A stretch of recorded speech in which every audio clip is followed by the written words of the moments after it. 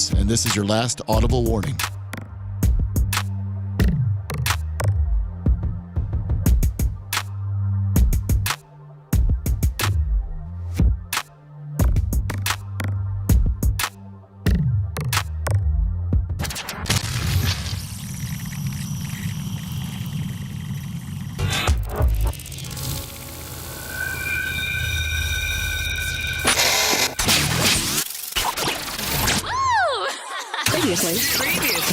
Previously on the Bubba the Love Sponge show. How cool would that be if you had a pool that had a grotto, and then you went underneath this tunnel and you swam just a little bit, not too far, because not everybody like can 10 feet. Not everybody can hold their breath that long, but like from here to the stage. You know what I'm saying? Oh yeah. Like from here to the stage, Dan. Even a chick that's not used to holding their breath, you could, and then you pop up, and then there's like a big, orgy room. That'd be awesome. People are gonna start calling me B Diddy. You're listening to the Bubba the Love Sponge show. Broadcast rights for the Bubba the Love Sponge show have been granted to this station by the Bubba Radio Network and is intended solely for the enjoyment of our listening audience. Any rebroadcast, retransmission, or other use of this production without the express written consent of the Bubba Radio Network is prohibited.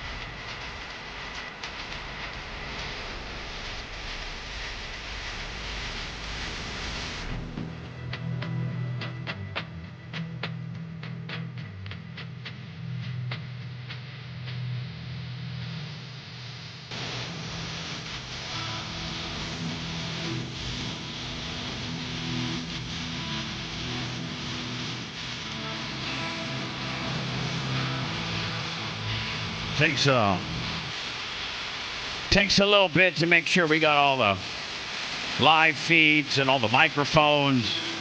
The microphones change daily. Sometimes they're up. Feel like somebody's trying to say something. Your microphone's not on. Hello? Everybody here? Yeah, we're here. No. All right. We're good. Monday, September 30th, last day of the month. So we'll close out tomorrow morning. I'll probably get up a little bit extra and close the month out. We desperately need you, Bubba Army, to come together. A couple things we got to talk about. There's some Bubba Army in need. We'll get to that a little bit later. This particular person who is in need is currently coming. He's checking out of his hotel today and coming to live with Lummy for a few days until his house. He has access to his house. Wait, I think his house is over. I think it's done. I think his cars are too. Yeah. Really? Yeah. Really? Yeah. We'll get into that momentarily. So his house is like right now, as you know, in a very tough real. Where's that coming from? Where did it come from? That's you. What do you mean me? How? How can it be me? I'm sorry, it was me, sir. Oh. Was it really you? No, but I mean, it was definitely you. You have 19 windows open. Well, it could be. Yeah, that's what was at the beginning of the show too. Yeah, I know, but I'm trying to figure out like which tab? one of the 5,000. Like, there's no tab right now that has any little speaker gimmick at all. Like, I have no idea where that's from. Should we just shut down, start it all over again? No. No, hell no. No. So I'm not going to get into who the person is, but we'll get into it momentarily. And it's just this. By the way, Chris Christopherson died over the weekend, age 88. Hey, he lived a good life. Yeah, I mean that's a good life. Yeah, and he's immortal. You know, I mean, we'll know him forever because of his songs and his body of work. And I think maybe the most popular thing he ever did was with Barbra Streisand, "A Star Is Born." I think that's probably one of his most Is it okay? I'm not familiar with his body of work. You've never heard of Chris Christopherson? Well, I've heard the name. I just don't know I don't know any of his songs. Especially if he was working with Barbra Streisand. I love Babs. I just don't know her catalog. Well, I liked him better as an actor than a singer, but he was horrible as a singer. He was an actor too. Yeah, that's where I know him from, as being an actor. Yeah, that's where most people know him for is being an actor, not some crazy stupid singer, some country singer. He's dad. I heard he was on a P. Diddy tape and checked out early. Yeah, that's what we heard. Yeah. Just like there was a guy in New York, an attorney general that had just got indicted for something. I don't think it was P. Diddy related.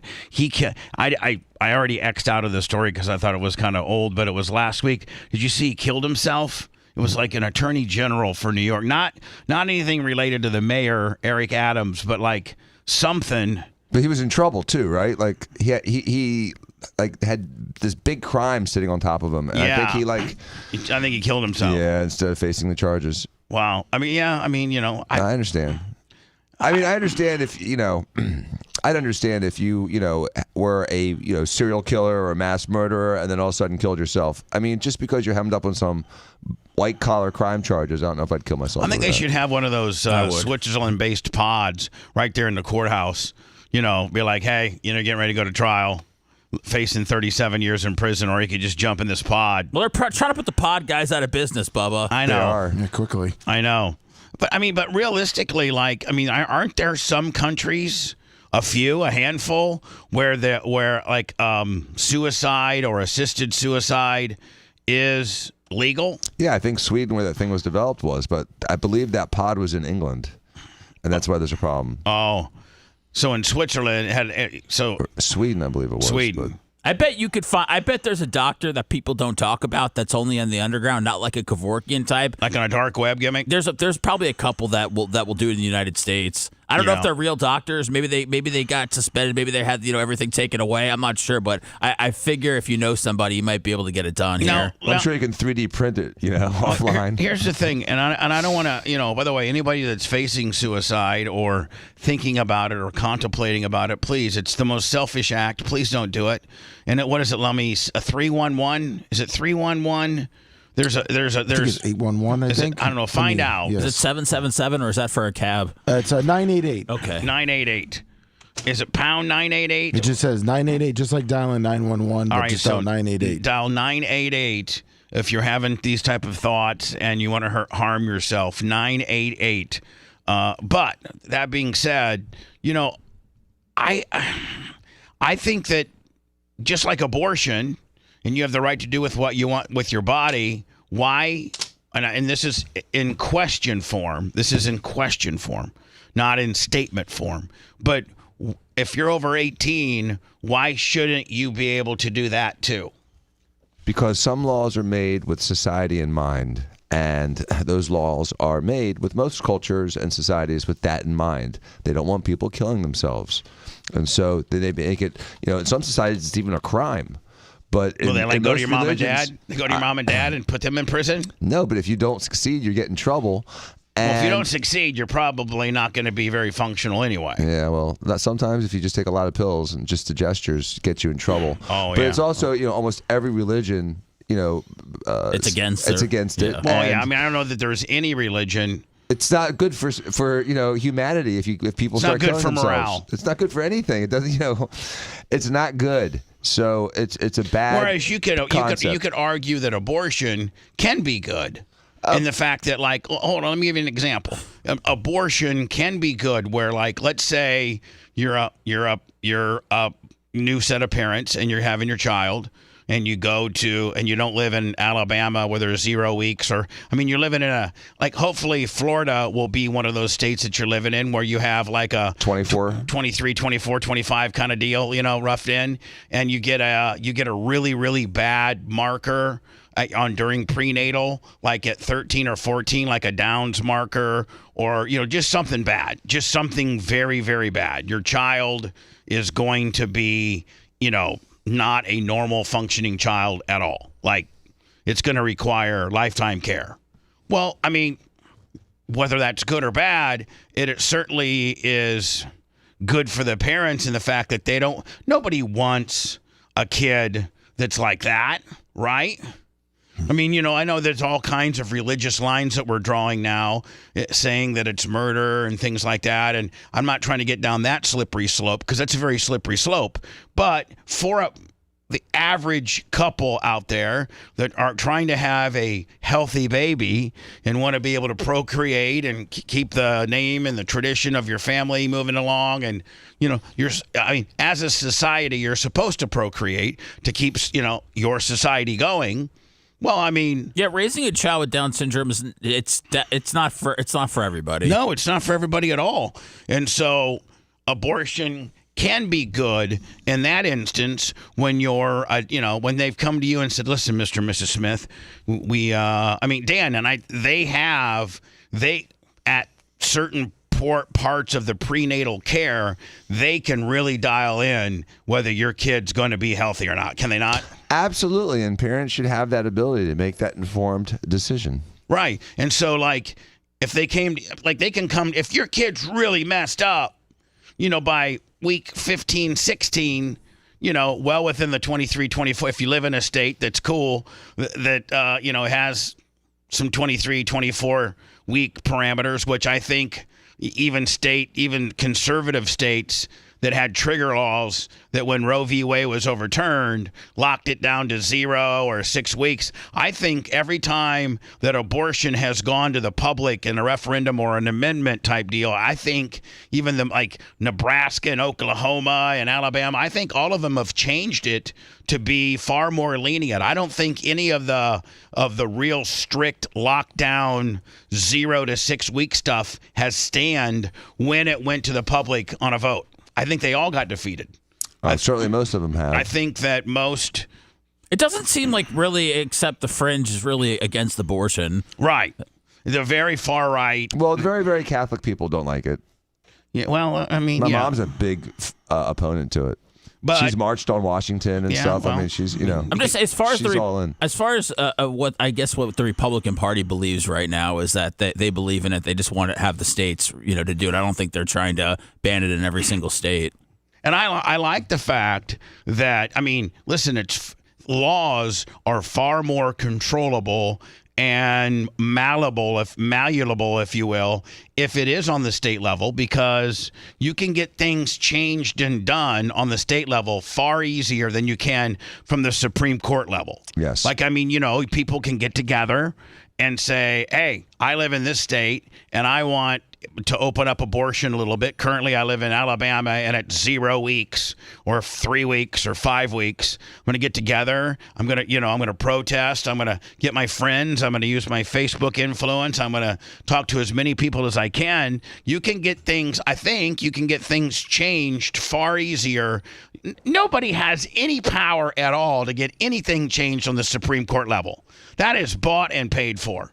That is strategically. That's a slow play, right? Because you got to wait for people to die and then put your own people on there. Yeah. That's the. Didn't Trump have 3 people die on his watch? That's the slowest. It's the biggest influence he had on the country was those 3 Supreme Court. And here's the deal, man. That's the slowest play of all. Getting something clear to the Supreme Court and getting them to go one way or the other is the longest road of any. It took 40 years for Roe v. Wade. Right. 50 years. Meanwhile, we can literally change our abortion laws in about 45 days. Yeah. We can.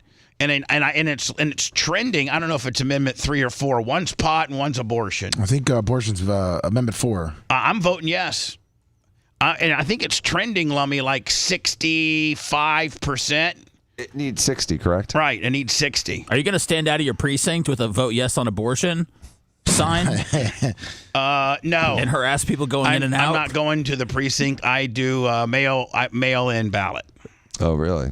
Yeah. Where you can send 4 in at one time. I got you. Yeah, well, I can send in, 3 dead people in mine. Yeah, it just doesn't matter. Might as well just throw it in the wind. No, I've never had any problems with mail-in voting, and it's so much easier. But you have to provide ID somehow, right? No.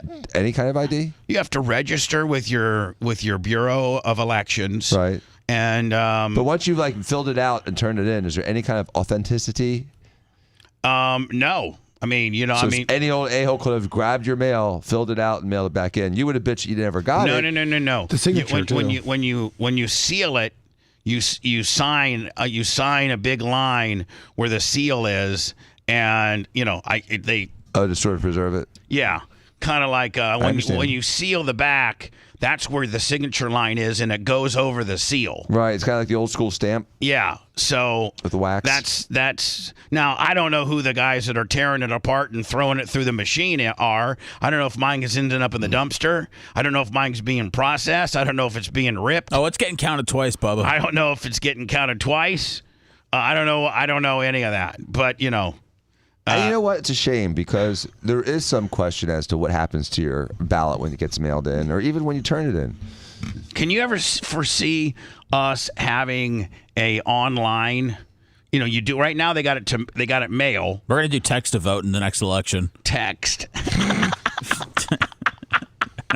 I mean, it's gonna be like creative loafing where you can just go in there and vote. I don't know one time a day. You can move $1 million around on your cell phone. I don't know why you couldn't ultimately vote. There should be some really significant and accurate authentication process. It could get to that. I mean, cell phones have facial recognition. Right. Right? Mm-hmm. So maybe you send your picture into the voting, portal, and they scan your picture.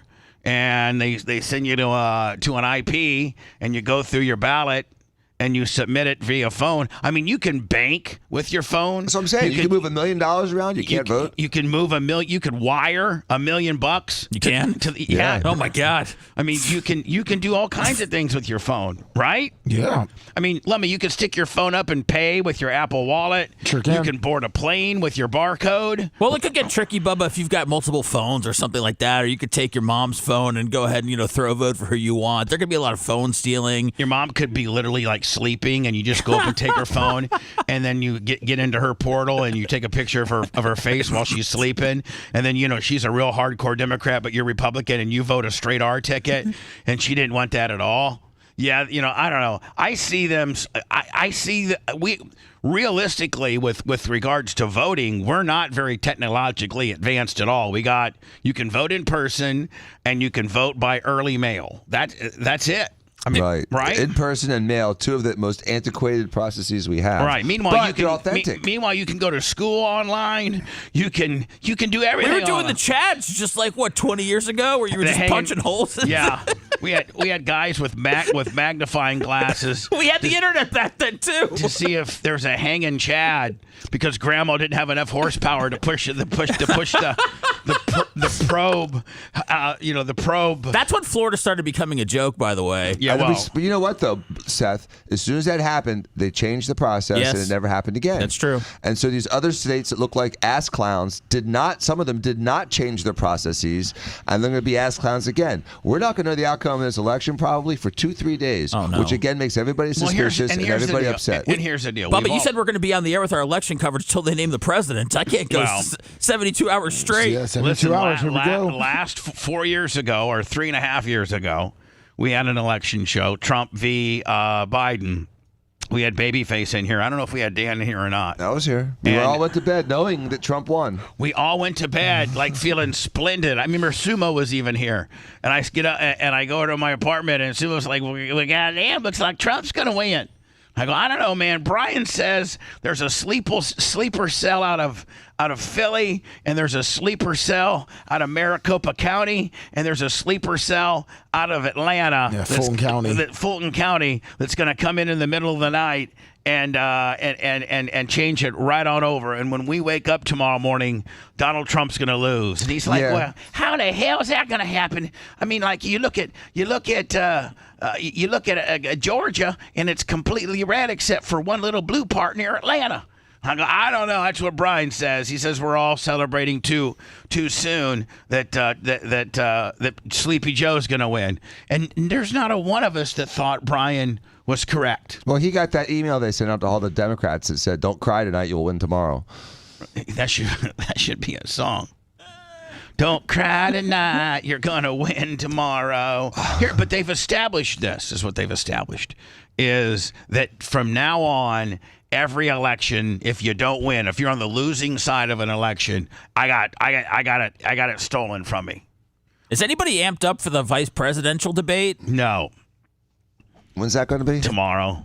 We're not going to do a show for that. Okay, no, thank God. hell no. The vice president. Yeah. I really, to be honest with you, I'm really not. I really don't care for either one of them. Well, I mean, one's brilliant and one's a clown. Well, I mean, whatever. Yeah. You think it's going to be like a pulling hair kind of fight, Bubba? I think it's a push at best. I think. Really? Yeah. Really? Yeah. Really? That guy's a moron. Well, I mean, Dan, The guy Dan, you're not. It's not always. It's not your show, and two, it's not always the way you see it. Okay? I understand, but one's a Yale graduate and an attorney, and actually was in the military, and one was like a stolen valor guy that went to like community college. Neither one of them I like. I'm mostly mad at Trump because he could have put two people in there that would absolutely have him trending 7 points right across the buckle brush. And had he put Nikki Haley or Tulsi Gabbard in there, we wouldn't even be having these discussions. You really think so? Yep. I don't think so. Okay, I think they're vilifying her, and it'd still be JD Vance is way too right, way too conservative. He doesn't have the it factor. Didn't they keep him out of a restaurant or something this weekend? Yeah, they did. Whereas Nikki Haley, who will single-handedly deliver you North Carolina, and Tulsi Gabbard, who formerly was a Democrat, that's who you're dancing with right there. I mean, because he's getting beat right now. Where he lost all of his traction are with white women. That's where he lost all of his traction. Is with white women. After the debate, that's where he's lost the majority of his traction. With Nikki Haley or Tulsi Gabbard, he loses far less than he lost now. I think he lost 12% of that particular demographic after the debate. He loses 5% with either Nikki or Tulsi, in my opinion. Are the women into Tim Walz? No.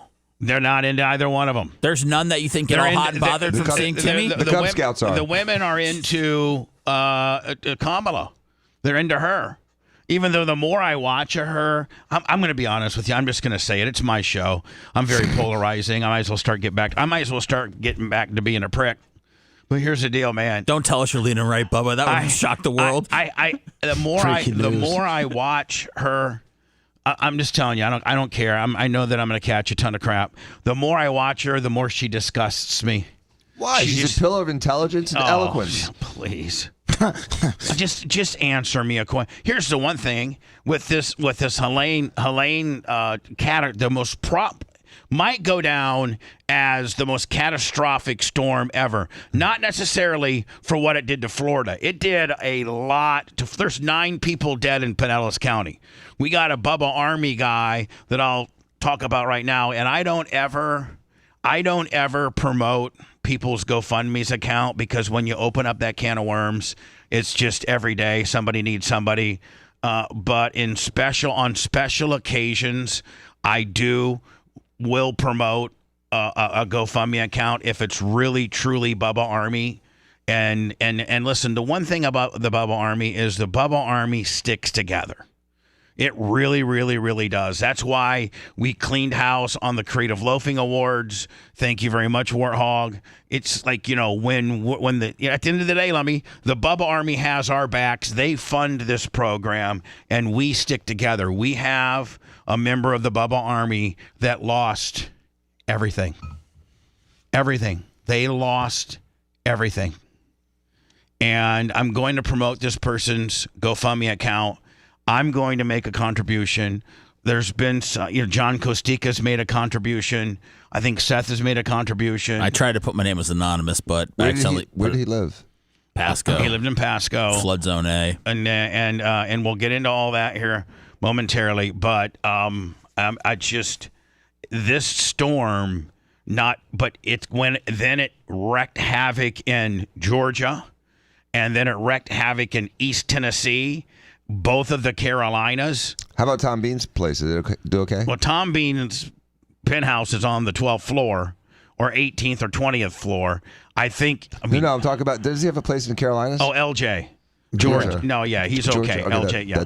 He was worried about that. I think I need to get a hold of him. And so people are trapped in the mountains in North Carolina. I know that I think Mark Tate he's out there by Jay, but Dan, he's on the utmost tip of like his backyard. You can see downtown Tampa. Mm-hmm. So he's like right on the water, like like the Glazers.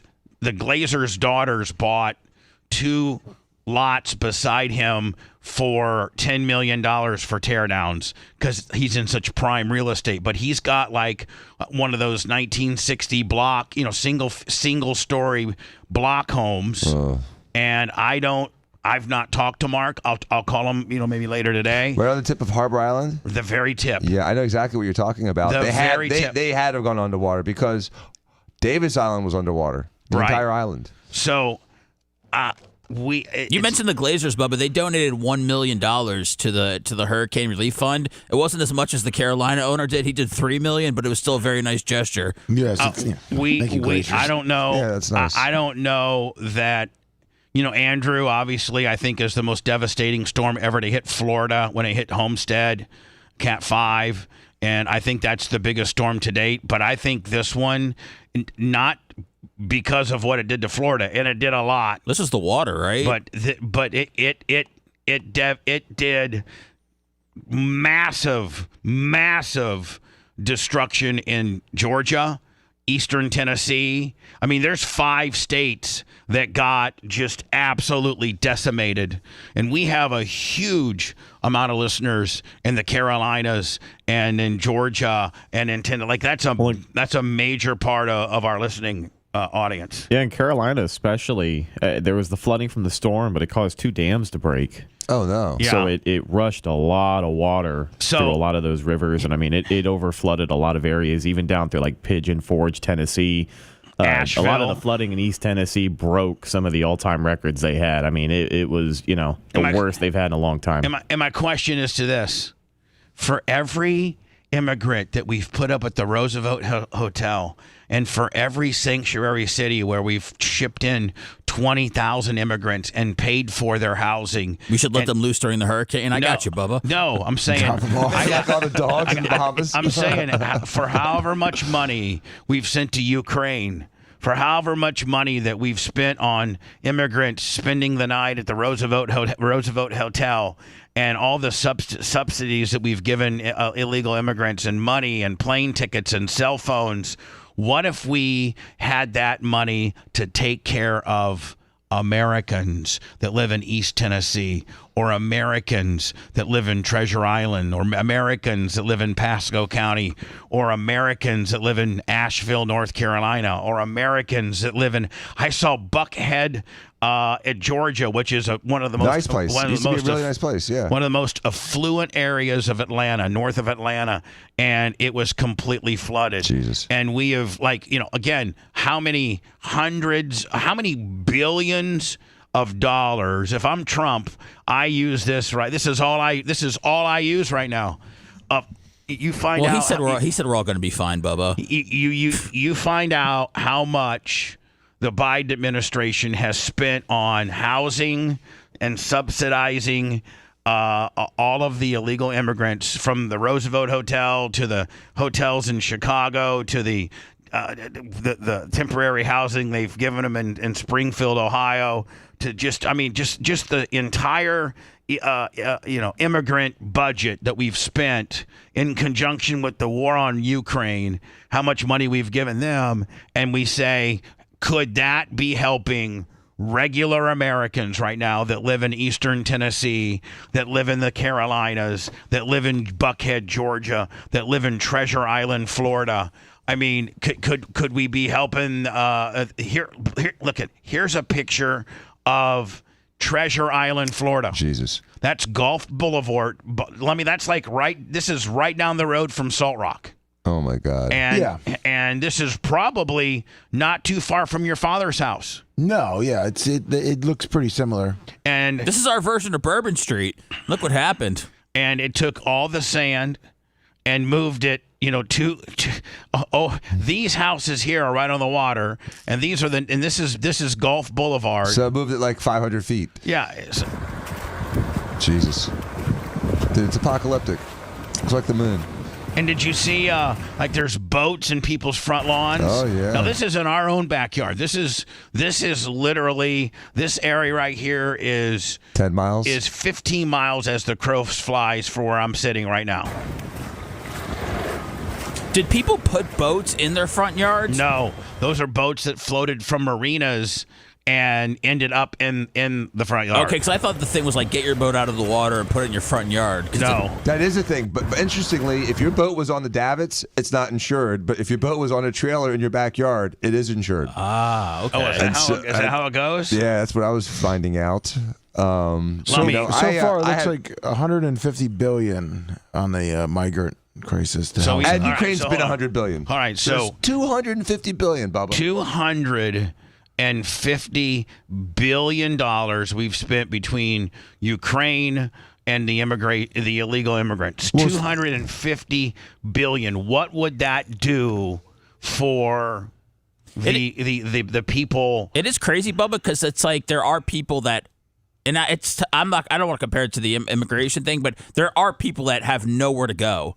Oh, yeah. I mean, absolutely. That's the Nothing. thing. Let me tell you, let me give you another story. As Lummy has this guy from the Bubba Army coming to stay with him, and Lummy, thank you for that. So you had to walk 7 miles? Yeah. But Lummy? Yeah. Guy had to walk 7 miles to get to a hotel. Are you serious? Yeah. He had no car, no nothing. Oh, my the God. crap on his shoulder, and he had to trek 7 miles to get to a hotel. So I heard this story yesterday. Unbelievable. So let me tell you this. My sister, she's got, she's got like 4 or 5 equal partners in her business. And 3 of them one lives in Tierra Verde, Lummy, one lives in Treasure Island, and one lives like in Tarpon. And my sister's got, Seth, my sister's got a pretty big home. Yes. And all 3 of her partners lost everything. Like they don't have homes. And they're living with over the weekend. First of all, they couldn't find hotels. Now these are people that are, rich. These are rich people. People with money. Hold on, these people have the same kind of money my sister does. Right. I mean, and big houses. They just happen to have houses on the water. And are they staying in your room right now at her house, Bubba? Well, every room's taken. There's 2 dogs, 2 babies, 8 adults. And I think they finally yesterday, and my sister was like, she didn't bitch about it one bit. She was like, please, I have a big house. I got 4 extra bedrooms. Bring your family, bring your kids, bring your dogs. And they were staying in their cars because they could not find a hotel room. It's crazy. There were no hotel rooms anywhere. I don't even think there were hotel rooms in Ocala, in Gainesville, in Orlando. Like, there's not a hotel room to be found.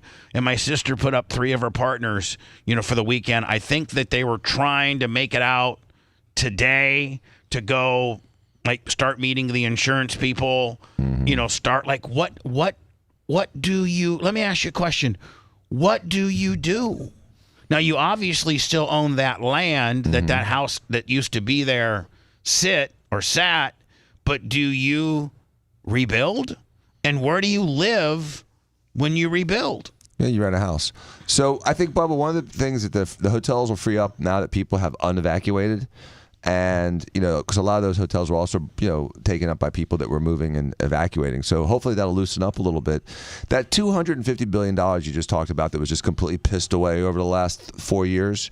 Some of that should go to people that got caught with their pants down, so to say, because their houses were underinsured or their damage was beyond what they were insured for. But I don't yell at me and say I'm just there to suck the corporate D. But these insurance companies are going to have to be subsidized. There's no way to have the solvency and here's to address all these claims. And all these people paid their claims and paid their premiums for 15 years in good faith. And Bubba, I'm a lot worse off than I thought I was Friday. My $700,000 Ferrari's dead.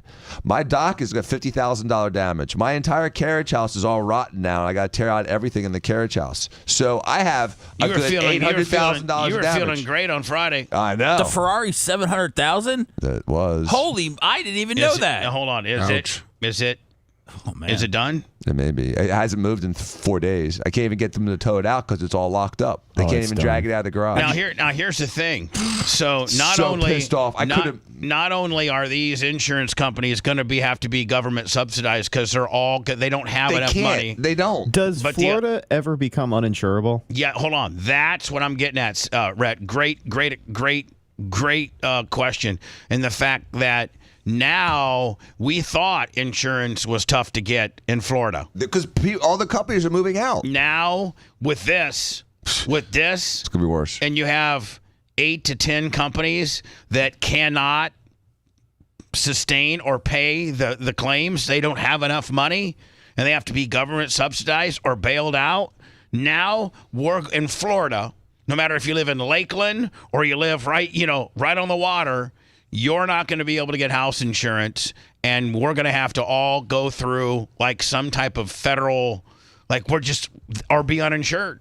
I heard a rumor that in 50 years, Florida is going to be underwater, and that Puerto Rico is going to replace us as the actual 50th state. Well, Puerto Rico is going to be the 51st state. There's no question about that, and that's going to happen sooner than you think.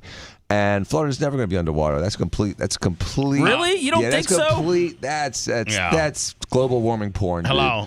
Dude, the water levels haven't changed. Look at the Ellis Island. Statue of Liberty is the same water level as it was 200 years ago. But the polar caps are melting. Come on, dude. Hello, you're on the air. Last call that I got to go to work. Son, run too late. Hello. Polar bears are dying.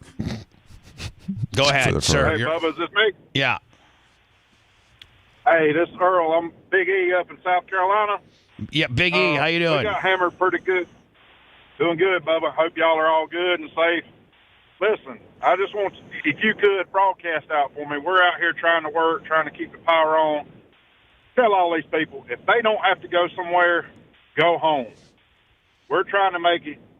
Get your power back on. So you're saying you got all these looky-loos that are out getting in the way of you linemen right now that are out there trying to get power restored. And, when you get these looky-loos that are driving around who, and at the end of the day, man, there's a lot of down power lines that you don't want to be driving across or anything like that. I wanted to ask him, too, while we got him on the phone, are a lot of the guys up there driving down to Florida for work? They're talking a lot about how up in North Carolina and through Virginia, repairs are taking 2, 3, 4 days to get people's power back on because everyone's driving down here. Well, and that's the thing. Everybody's the upstate of South Carolina was hit the worst, and people are driving down towards the middle part, Columbia, wiping out all the gas. We can't get diesel for our trucks to get to the job site. We can't get gas and two-stroke oil to fill up our chainsaws, cut the trees to get to the job site because they've depleted our gas. The stores that are open are just wiped out. And some of these smaller towns are running out of water and stuff, too. Yeah, running out of water. Luckily, I'm bouncing all over the state. I'm not a lineman. I'm a generator guy.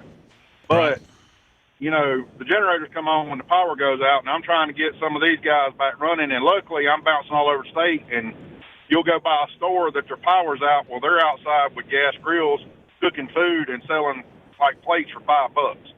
So luckily, I've been able to get food and water and stuff like that, but gas is gone. I mean, you can't find diesel for the truck. Yeah, nobody ever thought. Everybody thought this thing was going to hit Florida. Macho Man knew. Maybe go up and maybe go up into Atlanta a little bit, but be ground down to zero by the time it got up into Atlanta. But man, it kept going and got eastern Tennessee and both the Carolinas. And this might be the most devastating storm we've ever had in the history of our country. The only thing comparable I've seen to it in South Carolina is Hurricane Hugo back in the late 80s. I remember Hugo. It was pretty bad. Yeah. But it's been that long since you've had that kind of devastation, It's been since the 80s that we've had something. I mean, the coastal region down around Charleston, Myrtle Beach, but up here in the upstate of South Carolina, and it was hitting Florida, then going through Georgia. I didn't prepare because I'm thinking it's going across all that land mass, it'll be a nothing burger when it gets here, a little rain. No, it hammered us, and it hammered us good. It'd be nice to have the money that we've sent Ukraine and all again, how many 350 billion? 250. Well, that was only for last year. Be nice to have some of that money that we've sent to the immigrants to be able to stay at the Roosevelt Hotel in New York. It'd be nice to have it to start helping people in the Carolinas and Florida and Georgia and Eastern Tennessee. It'd be nice to have some of that money back. Hey, it'd be nice to have that. It'd be nice if Trump was in office and passed that no taxation on overtime right now, too. Yeah, you're right. Hey, buddy, good. Hey, thank you for the boots on the ground report. I appreciate you. If y'all get a chance, go look at the videos of Chimney Rock. What's it called? Chimney Rock, Cherokee.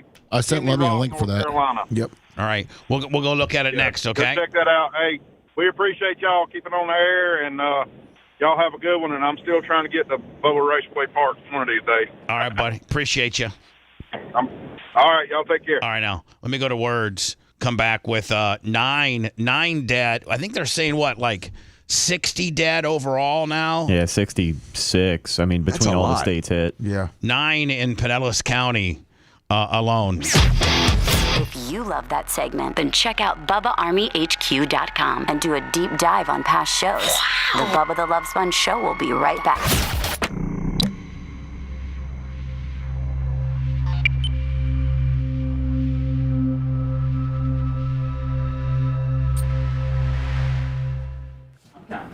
There's only $6 billion for the wall. They would have saved $300 billion.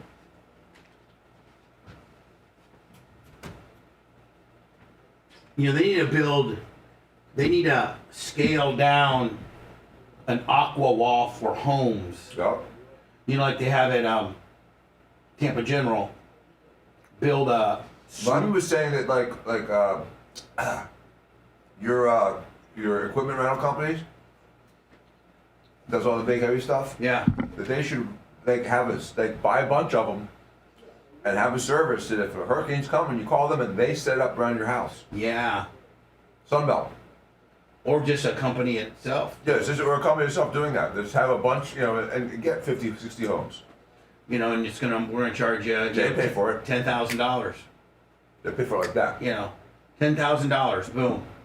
Or you 5,000. You could just basically charge on how much fencing you need. You know, it's X amount per section. Right. You know, like it's whatever. What you want to fence off? I wish I had it, man. Dude, I'm so fucked. I spent all weekend hosing and mopping and shoveling and raking and moving and carrying, and I smell like. Did you go to the game yesterday? I did go to the game. Sat next to Vinny LeCavier and Lummy. Oh, okay. He was really nice. His son's playing hockey. He's partners with Jeff at Union. I'm sure he's got a piece. Everybody does. The whole fucking city has a piece of that. But it was a nice win. But I mean, that was the only good thing of the whole weekend. The rest of the weekend, Bubba, I ruined 5 pairs of shoes. My hands are all chewed up. So fucked. What I thought was okay, it kept getting worse. How about Steven across the street? Steven lost his gym. He had to cut out all the drywall in his garage. He lost his jacuzzi, was in the neighbor's gazebo. We lost the dock. We lost the fence. He lost his back deck. He lost a couple air conditioners. I lost an air conditioner. So far, 1, maybe 2. I think I'm losing a water heater. Jay, lost 3 cars. One of them caught fire. He lost 3 cars? He lost 3 fucking cars, dude. 2 Porsches and a BMW. Now, I was watching. He already replaced one of the Porsches. He came up with a new car yesterday. I was watching. Here's my scoreboard, okay. Saturday, I guess he bought one. I was watching how these electric cars start on fire. Yeah. When they're plugged in. Yeah, that happened on Davis Island, right near Jay's house. Burned the house completely to the ground. Well, I unplugged mine. I put mine outside. It did fine. I'm gonna text Mark Tate, see how he's doing. What about Fabrizi's house? How did he do? He said that his side of the island was fine because of the wind. But it came in on the other side of the island, and their places are fucked. But everybody on our side of the island was okay. So Jimmy's fucked, and you're okay? I don't know. Jimmy's on the other side, right? I'm not. We weren't in the same neighborhood. Let me said Kevin's good for whenever you want him.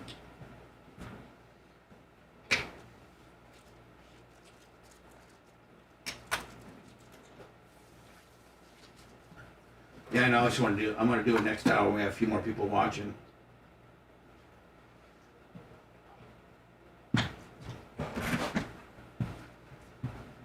Then Steven had a generator that didn't kick in because it didn't get enough gas pressure. She was without power. My neighborhood to the north of me has been still without power for 3 days. All the traffic lights are out in St. Pete. Still? Yeah. Yeah, that's a fucking annoying. No, I mean, and I'll be honest, man, it's scary because people don't know how to navigate through it. Like it's a stop sign. Oh, man. Really? It surprises me that the traffic lights are still out. Yeah, they were out on 4th Street. About every other one's out. 3 days in? Yes. Yeah. And nobody's even, like, there's nobody out there. There's not even any, like, traffic signs or traffic cops or anything. They're supposed to put generators by them so they can run them. They have little plug-ins. They don't take that much electricity. Yeah, the cop cars have been running them too. They plug into the cop car? You see them with their little, they see them with their little box. Do they just take AAA batteries? Pretty much. They take them out of their dildos and put them in the Like traffic when I was lights. driving around Friday in Pinellas, you saw the cop cars like pull right up against it.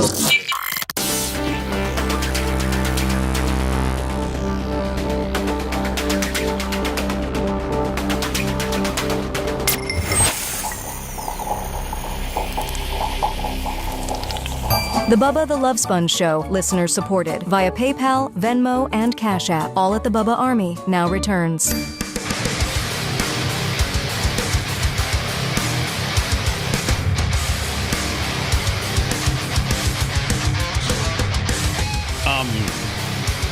Welcome.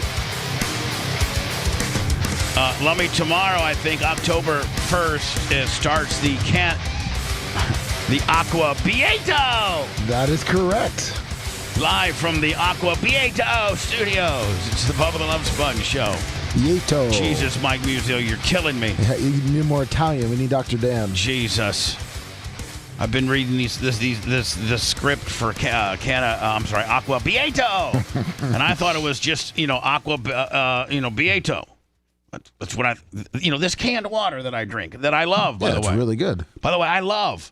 I will not drink another bottle of plastic water if I have an option to get a can of water, and preferably an Aqua Bieto. The canned water tastes better than plastic water. I agree. Way. But I didn't know that you had to say Bieto. Jesus. My God, let's just get the brand out and going, regardless if we say Aqua Bieto or Aqua Bieto.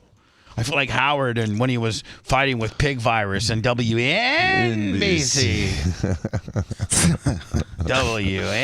WNBC. Going over some of the NFL scores. Not really a lot of upsets. I don't know. I guess the Falcons over the Saints was a little bit of an upset, right? Yeah, a little bit. If you go back to Thursday, tonight we got Titans, Dolphins, Seahawks, Lions. Thank God we got a doubleheader. What? Yeah, we got a doubleheader tonight. Cowboys, Giants. That was Thursday's. We didn't even talk about it Friday morning. That's how insignificant we felt it was. 2015 Cowboys. Falcons beat the Saints. Bears. Are the Rams that crappy? They lost their wide receiver core. Packers play the Rams next weekend in L.A.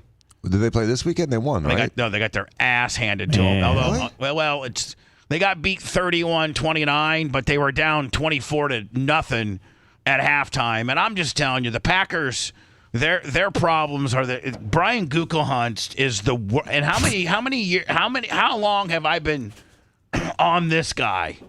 He first of all, Lummy, he let Aaron Jones go for nothing, and picked up the Josh Jacobs guy when realistically he could have had them both. He let Devontae Adams go, let Aaron Rodgers go. He let Mason Crosby, the all-time greatest field goal kicker that we've ever had for the Packers, let him go, and then start last year drafted a kicker from Auburn in the 6th round who was an ass bucket last year, and then he had a 3-kicker competition in training camp this year. They were going to get the guy that got cut from Minnesota. They were going to have him, Lummy, and he was doing pretty. And then the last day of training camp, they cut him. They have no kickers and pick up a guy that Tennessee cut. He missed 2 yesterday. I think he's missed half of his field goals this year. Jeez. Number 44. I think the Packers are a pretty talented team. I don't know. I think they're in the upper echelon with the Bucks and with the Vikings. Yeah, they'll win. No, they'll win games this year. But the Vikings, though, are the Vikings really that good? Sam Darnold. They're really not that good. They're 4-0. I know, yeah. but they're really not that good. They're really not that good. Bubba, they look like far and away the best team in the NFC North. No. They probably are right now. But, I mean, the Packers laid on 22.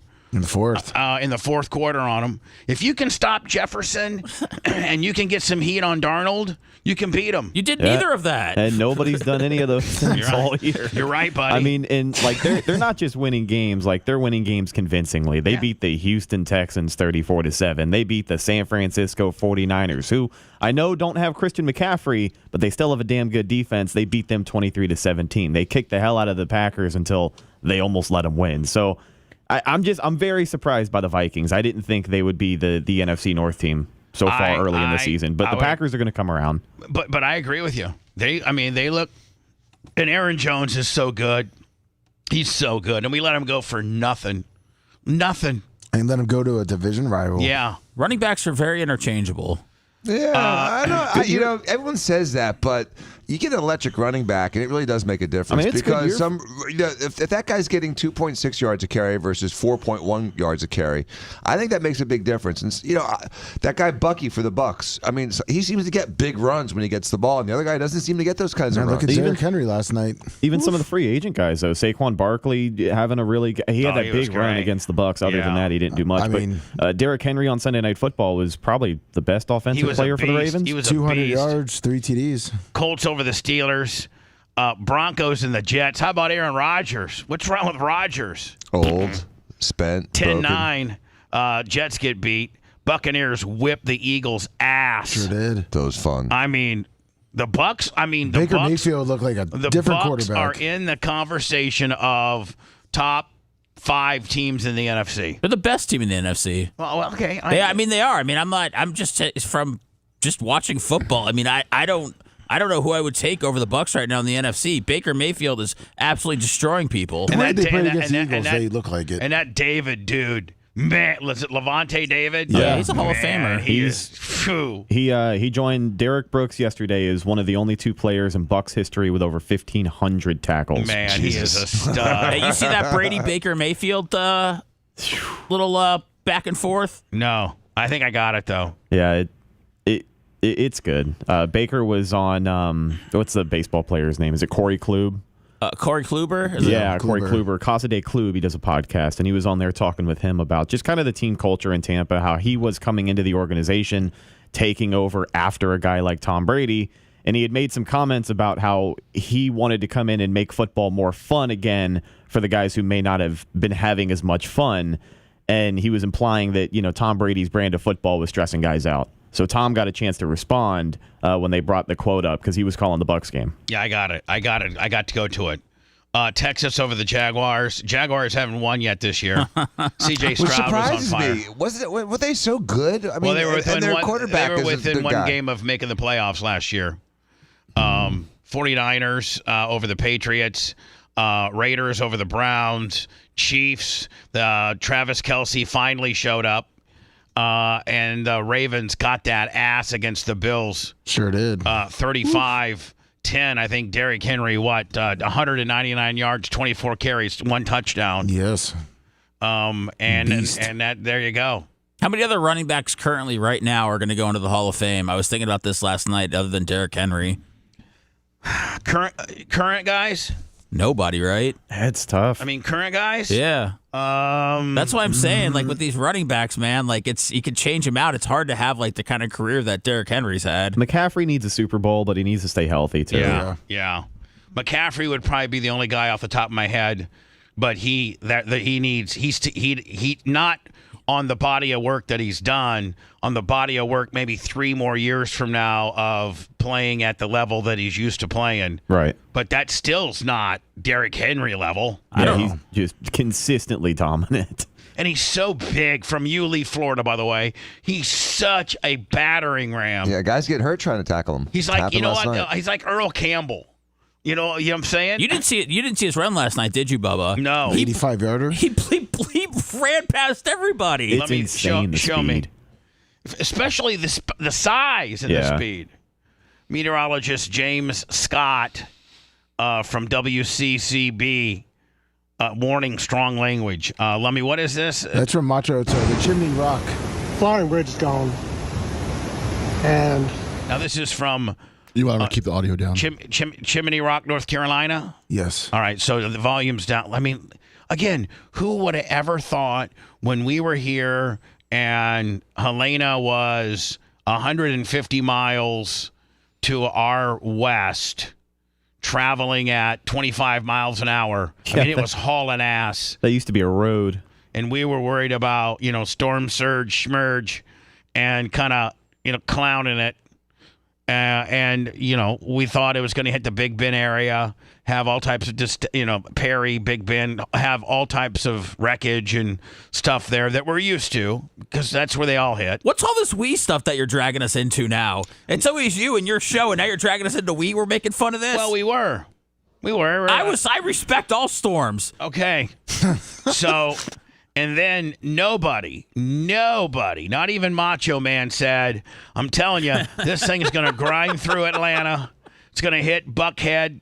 It's going to not slow down. It's going to cause a couple of major dams to break. It's going to devastate eastern Tennessee. It's going to devastate parts of a lot of Georgia, especially northern Georgia, north of Atlanta. Just because there's, more stuff up there. It's going to then it's going to devastate both Carolinas, and Chimney Rock and Lake Lure, North Carolina, will be completely leveled. We're like, what? It's going to hit Perry, fizz out, and maybe affect Macon. That's about it. Everyone, even Macho Man, storm porn himself, would have never thought that it would go clear into eastern Tennessee, North and South Carolina, and those people are as destitute as people in Treasure Island and Pinellas County. I did tell my buddy in Atlanta to take this seriously ahead of the storm. So, well, I mean, and now he's dead, so he should have listened to Macho. Should have. I told you so. This is Chimney Rock, North Carolina. I would love to know what this looked like beforehand, because that was a big street. Was it? Yeah, this was a big street, like Gulf to Bay. It's like the old Western Saloon. It sure does. Yeah, but I mean, it was a big street. Think about the difference, Bubba, between flooding for 3 hours of 3 feet versus all that sand. Dan, look at that. That's your algorithm, Bubba. Wow. You perv. What are you watching on Facebook? You're following. Over to Stone Cold. Oh, did anybody finish McMahon over the weekend? Yes. Oh, it's wow. really good. And have cable all weekend. Wow. Now, Seth, you can see why TKO and everybody wanted to buy that thing out. Right? Because I mean, before it came out, they had advanced copies and things like that. And TKO, who now owns WWE, who also is the parent company of UFC. They actually, there's reports that, and correct me if I'm wrong, they tried to buy it out to bury it. Yes. You mean Vince tried to buy the documentary? No, not Vince. TKO. TKO. The people that own Vince. Oh, I thought it was Vince and then Ari Emanuel with Endeavor was trying to get it also. How much did they offer for it? I have no idea. They should. I tell you what, Netflix should have sold it, because I talked about this on the solo pod I did yesterday, Bubba. There was really nothing in there that I don't think we already knew. Yeah, but I don't know that we knew that he spent $20 million and settling various sexual harassment. We did. That stuff was all very public. And I don't know that we knew that he's being federally investigated right now. In fact, the woman that's got the current lawsuit against him and Johnny Laurinaitis and all that, they had to suspend their lawsuit for 6 months while the feds investigate Vince McMahon. Now, listen, being sued civilly is one thing, okay? But being investigated by the FBI for human trafficking is a whole nother level of scariness. Listen, Vince could probably survive most civil lawsuits. He's worth nearly $3 billion. So he could probably, what was the Sandy Hook Alex Jones verdict, which is one of the largest ones I've ever seen? That was what, $1 billion? What, $1 billion? Yeah, about that. Even if Vince got, a jury found him liable for $1 billion. I mean, Dan, he might have insurance, right? I'm sure he's got some type of umbrella clause that he may not be on the hook for all of that. They'll say it's intentional, though. He'll appeal it, right? And then but in order to appeal it, you have to have a bond, and he can bond it. He could bond that, like when Gawker went to appeal the Hogan decision, they had to come up with a $50 million bond. $50 million, right? And they didn't have it. So you can't, so appeal. One would think that you would have to come up with what, $500 million, or would it be just a $50 million? The judge would have to decide. Okay. So probably whatever value the judge would come up with, Vince could probably cover it. And then once you appeal it, then the lawyers get together and be like, listen, I know that the judge awarded you $850 million, but we're gonna run you through the appeal process. And then the law firm representing the girl, Dan, which is probably doing it on a contingency deal, is going to be like, this guy's going to grind us for 3 years. We're going to have $6 or $7 million in legal fees, upfront legal fees that we got to pay for. He's offering us, $80 million. We'll take it. That's how it works. Yep. Pennies on the dollar. Mm-hmm. But when the FBI steps in and they do, and let's say find that they find Vince guilty, right? Now hasn't the federal government pretty much did your lawsuit for you? Yeah, it makes it so much easier. Now you roll in as a civil lawsuit and said he's already been found guilty for human trafficking. What more do we need to say? In fact, here's the evidence. So this jury's on trial now. The trial now is about damages instead of about what happened. And you use the information that the feds have collected as discovery. You're like, that discovery you don't have to pay for. The feds paid for it already. Right. So anyway, Seth, you didn't think it was that big a deal? No.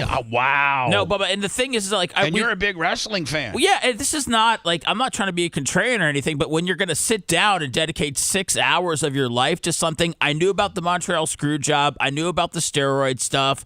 I knew about all the investigations that he was under right now. The thing that you probably learn more of, the guy is completely dead inside. He's completely depraved. I don't think, I don't know. I know a lot of the wrestlers, Undertaker said he would take a bullet for him. I feel sorry for his kids. I mean, I feel sorry for Shane. You think he's a bad guy?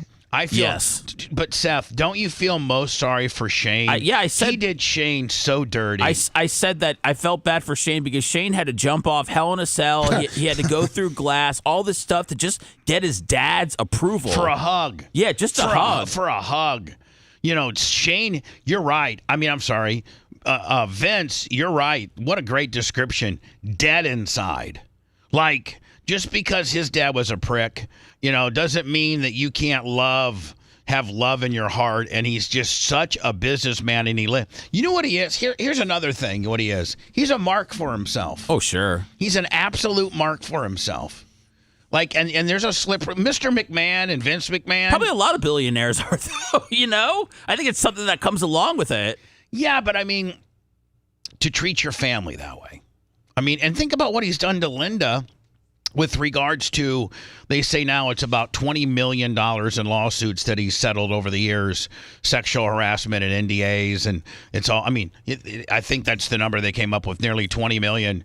And I mean, how does she stay with him? Is she with him? Yeah, they're still technically married.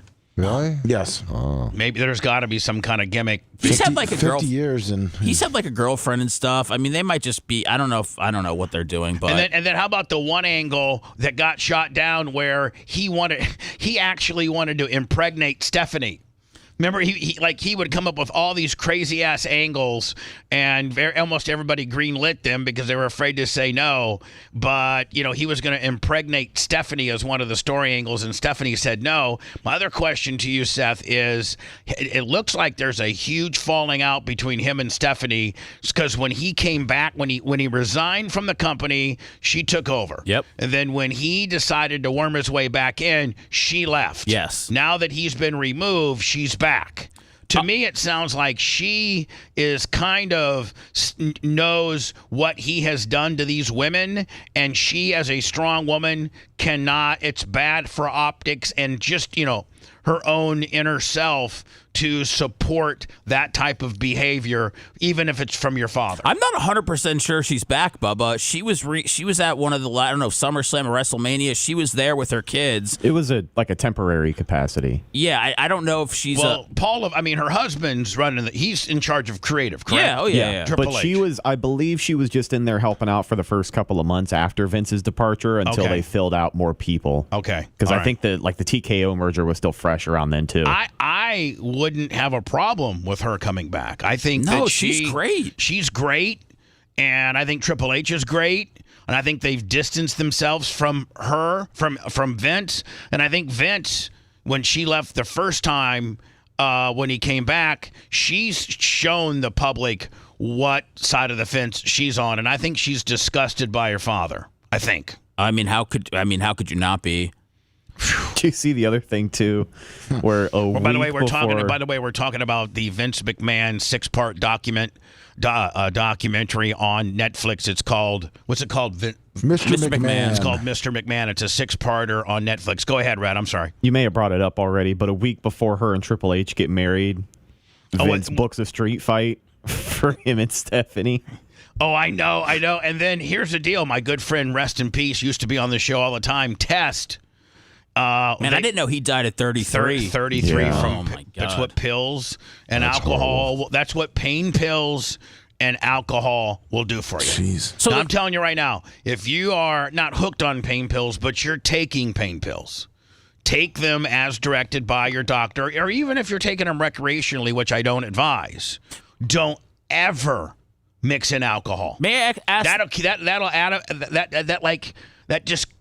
It's like a depressant on. Dan. You would know the doctor version of why you don't do that, but that seems to be what kills a lot of these wrestlers: pain pills and alcohol. Yep. So it kills a lot of rock stars and movie stars and people every day. And, the problem with pain pills right now is that you don't know what you're getting sometimes if you get it on the street because they have fentanyl in them. No, you cannot. You cannot buy pain pills on the street. You've got, if you do have had a surgery or something. First of all, doctors, and this is right down Dan's power alley because he used to prescribe them a little more aggressively than he does now. You doctors that do major surgeries where you would prescribe a pain pill, there are some applications where pain pills make sense, but they are so highly regulated. Dan might give out 8. He might, like if a woman had, tummy tuck, liposuction, breast augmentation, nose job, something that really would require maybe a pill to take the edge off.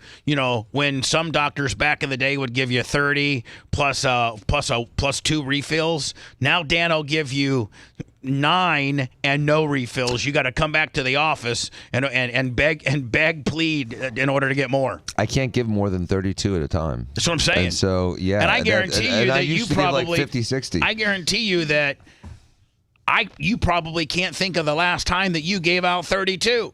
No, I usually do because they need it. They have, people have 6 hours of surgery. They need the pain medicine. So I have to give it to them, but I have to give them like multiple prescriptions because I'm only allowed to give, like I said, 32 at a time. Right.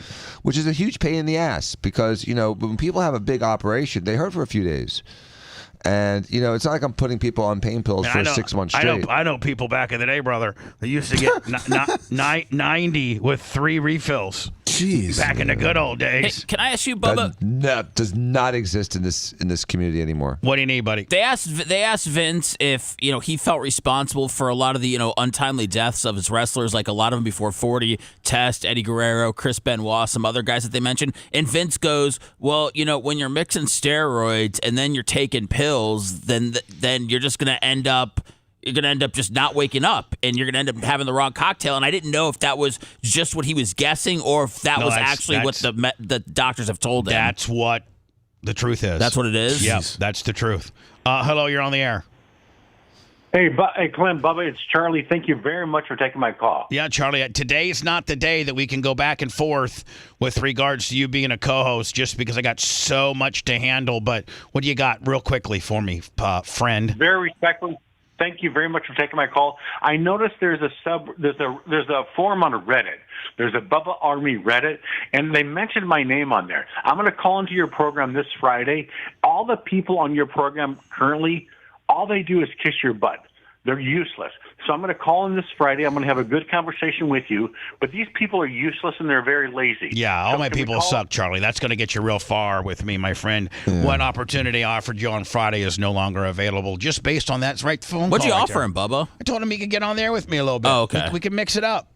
See, we can mix it up a little bit, Charlie. But Charlie, when you're going to make fun of my staff and make fun of, then you're done, bud. Charlie, you're done. Hopefully you're done. Wind it up, Boy Scout. You're done. You're done. You had a hell of an opportunity, but you just couldn't help yourself. Now, could you, bud?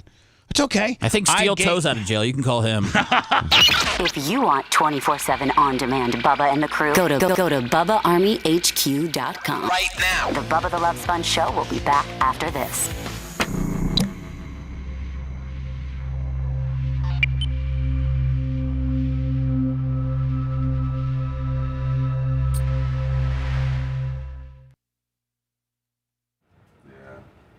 His honor roll certificate at community college and get destroyed from the storm.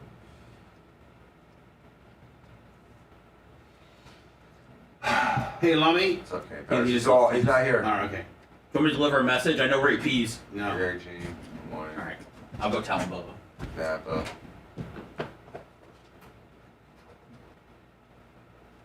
Chick knee. Woman's Whistler. Good morning.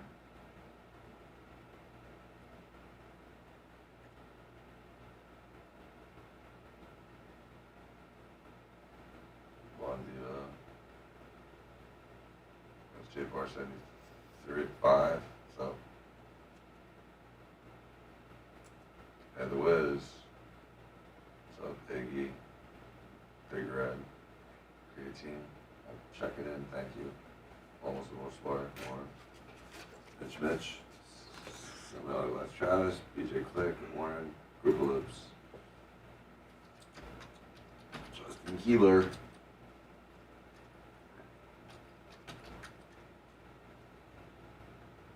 Attack of the Dog. I just said hi to good person. Kentucky Hilly Jack. Sure will. Lois Cankles. And in Orlando. Highwood 69. TNT 1560. Good morning.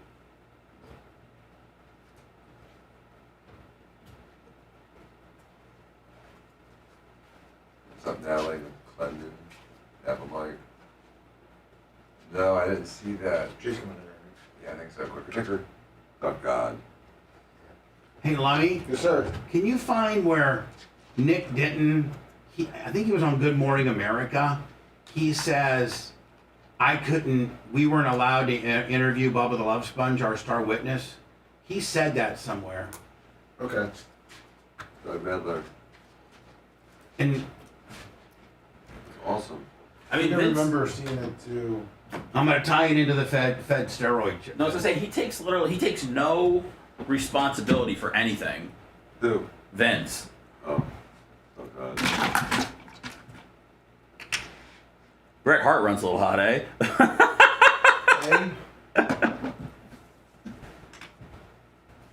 I said that I would have liked to have seen how they got Bret Hart to come back after the screw job and after Owen died. That's awesome. I feel like they kind of brushed over it.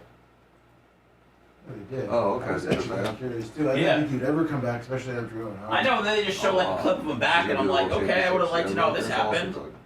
Congrats. That's really cool.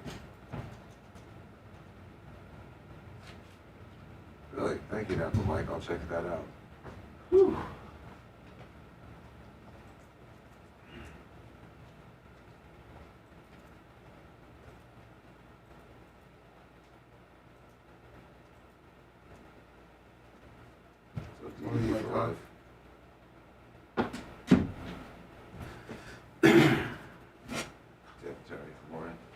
What's up, Wayne?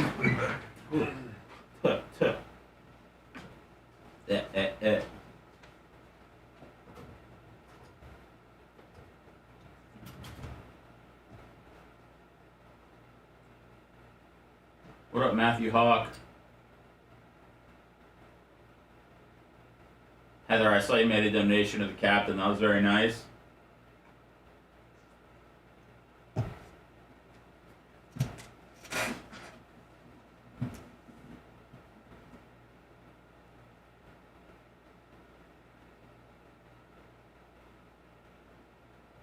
Yeah, I hit the $20 button twice. Whatever, big deal. It happens.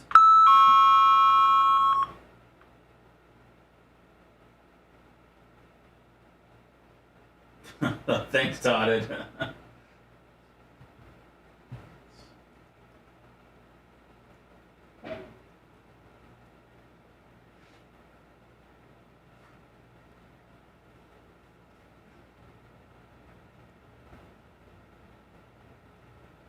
The only stuff I know about Steel Toe is like Bubba really put him over when he got fired. And he gets in trouble with the cops a lot.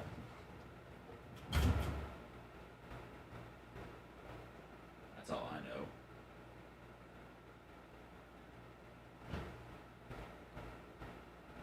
What up, Timothy?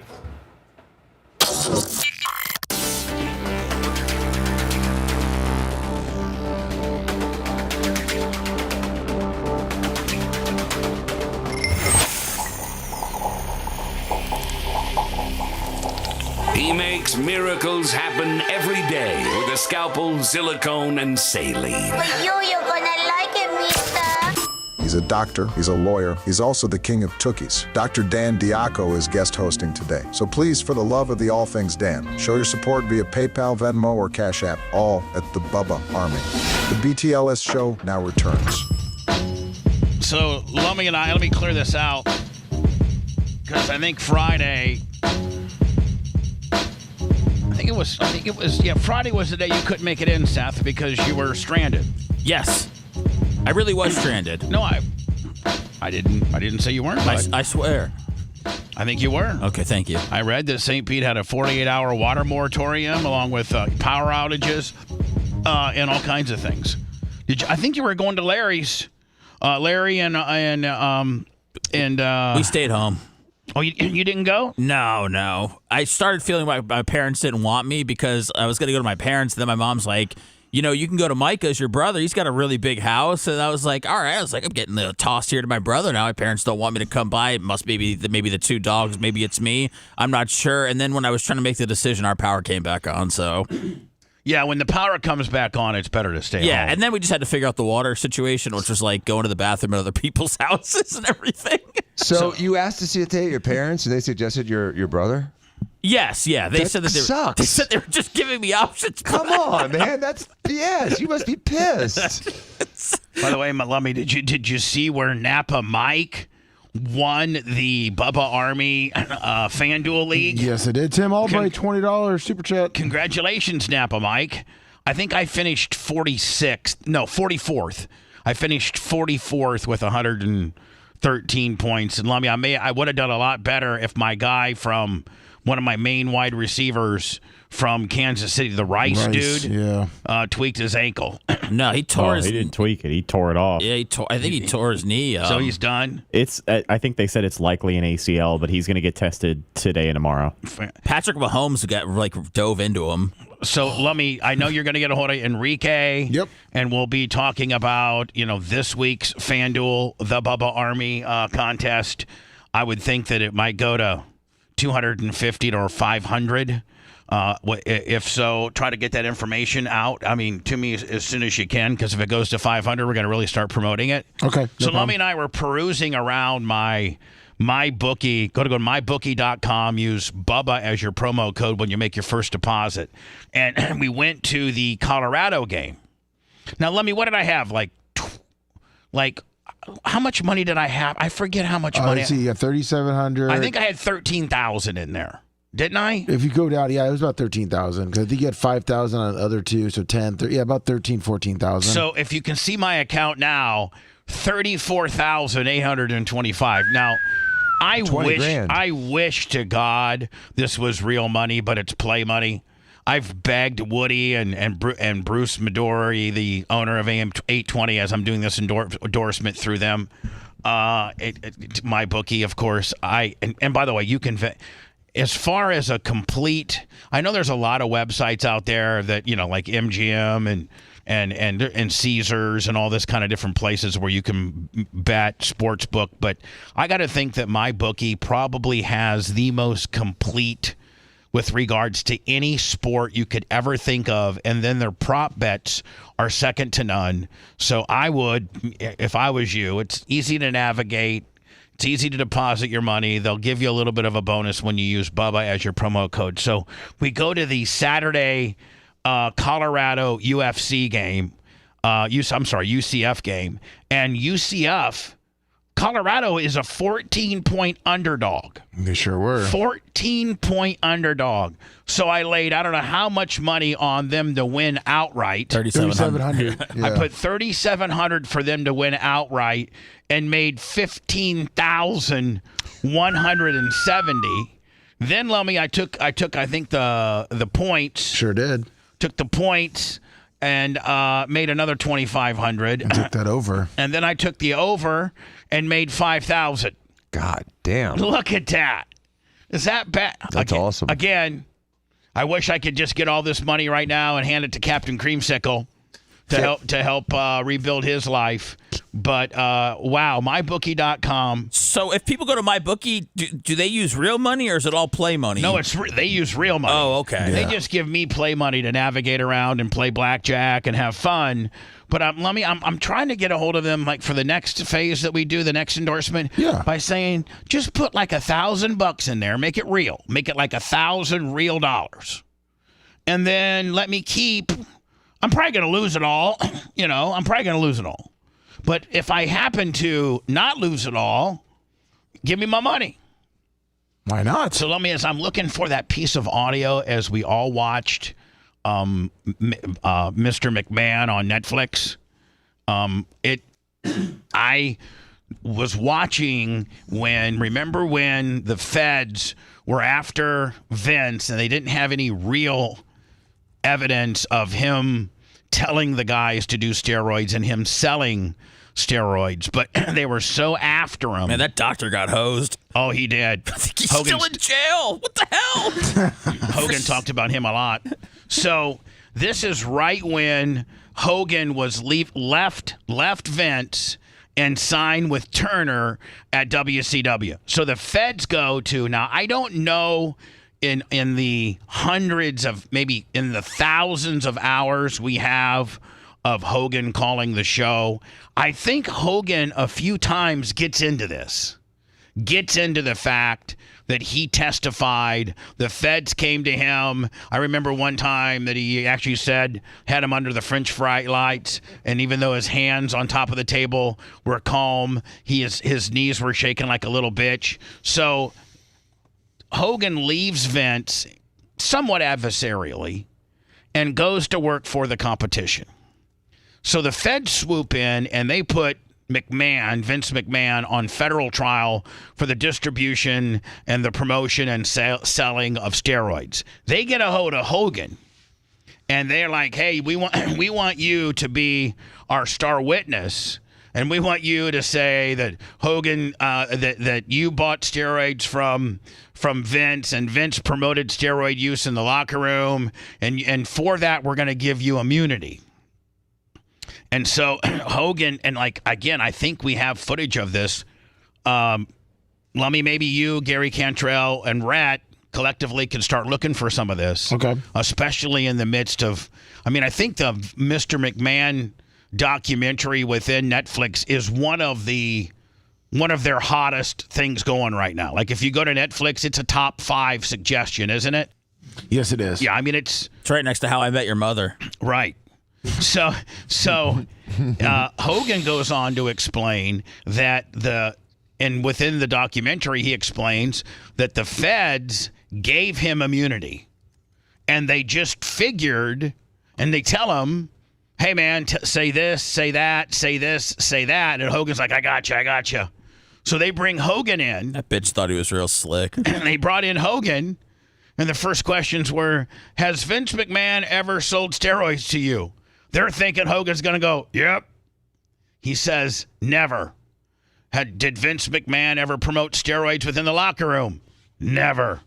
Did Vince McMahon ever administer steroids to you or anybody else? Never. Completely disseminates their case. Their entire case was contingent upon Hogan, doing what they had, but they'd already given him immunity, so he could say anything he wanted. I kind of attribute that to, remember when I was supposed to be Gawker's star witness, and I'm trying to find Nick Denton. Nick Denton went on, I think, Good Morning America the next morning, or some major it was at CBS this morning. That's what I'm trying to find. It might have been.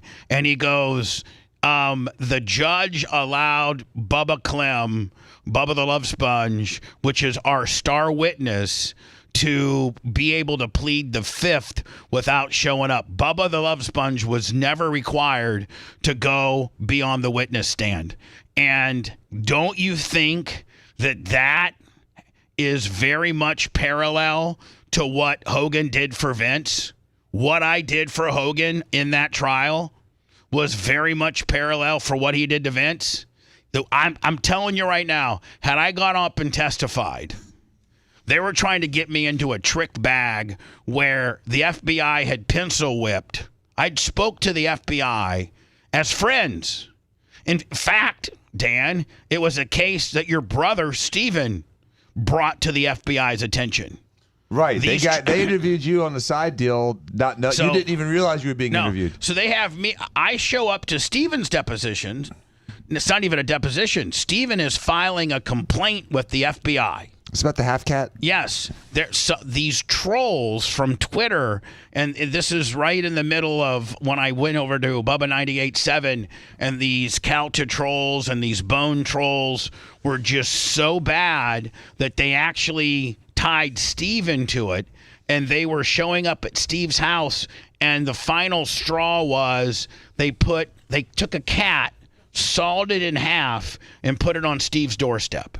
And Steve, at this point, Steven Diaco, called the FBI and through his attorney and said, I want to file a complaint. Here are the screen names that are giving me a hard time. Here is a picture of a cat sawed in half. Half of it was in my mailbox and half of it was at my doorstep.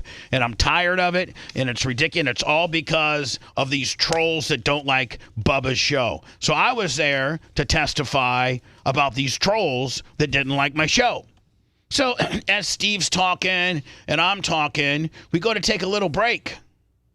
And the feds, 2 of them, FBI goes, this is a true story. The feds go to me, no, we're taking a break at this point. Everybody's getting water, peeing, whatever. And Tom Bean's not even with me. Steve's not with me. Mark, his federal attorney, is not with me. It's just me and these 2 FBI guys. And it's like October 10th or 12th, 2012, when Lummy, the tape had just came out. The sex tape had just came out. Okay. And these two Fed guys asked me. Now, there's not I'm not sworn. Nope. I'm not sworn. They haven't sworn me in. Right? They haven't. You tell the truth, the whole truth, nothing but the truth. No, none of that. There's not a stenographer there. It's just me and two dudes. They're not taking notes. They're not taking. Well, yeah, they're not taking notes at the time. So one of the guy goes, "Hey man, how about the Hogan sex tape? What's up with that?" And I go, "Man, that's an absolute shiz, Storm." He goes, "Did Hogan know he was being taped?" And I go, "I don't even know. I don't know much about it right now. I've not." I said, this is my truth. I said, I don't know much. I don't know much about other than what's been released. And I said, Hogan lived with me for 3 months. I don't know what he knew, but he lived with me for 3 months. So, I would think that he would know, but I don't know. I don't really know because I've not seen it. That's what I said.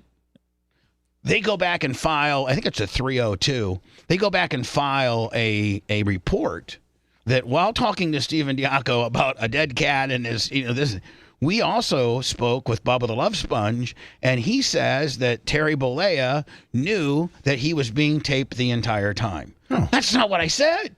That's not what I didn't say that. That's why I trust the FBI. So next thing I know, Lummy, I go to depositions. Well, during depositions, they had me for depositions all day. I'm like, I don't think Hogan knew. I don't think Hogan knew. And I just pretty much stuck with that. I was like, I don't think he knew. Are you sure he didn't know? No, I don't think he knew. Well, he lived with you for 3 months. Again, this camera was in my bedroom, and I don't think that he knew. And they grilled me for an hour. Are you sure, Mr. Clem, that he didn't know? I don't think he knew. So we go, now the Hogan trial is happening, and I'm listed as a witness. And they were going to get me on a Martha Stewart deal. They were going to get me. My attorneys had found out that they were going to try to get me to perjure myself, and they were going to put me in jail like Martha Stewart. They were going to put me on the stand and say, Mr. Clem, do you remember meeting with the FBI during the Stephen Diaco deal? And I'd be like, yeah. Well, is it not true that you told two agents that Mr. Hogan lived with you for 3 months and that he definitely knew? I'm like, according to this report with these two agents here, they wrote right here that you said he knew. But during the deposition, now, Mr. Clem, were you sworn during the deposition? Yes. Were you telling the truth? Yes. Well, you stated during the depositions that you thought Mr. Hogan didn't know. So which one's the truth here, Mr. Clem? They were going to get me to perjure myself. Well, my lawyers had figured out what they were trying to do, and they said, Mr. Clem will be doing nothing but pleading the fifth.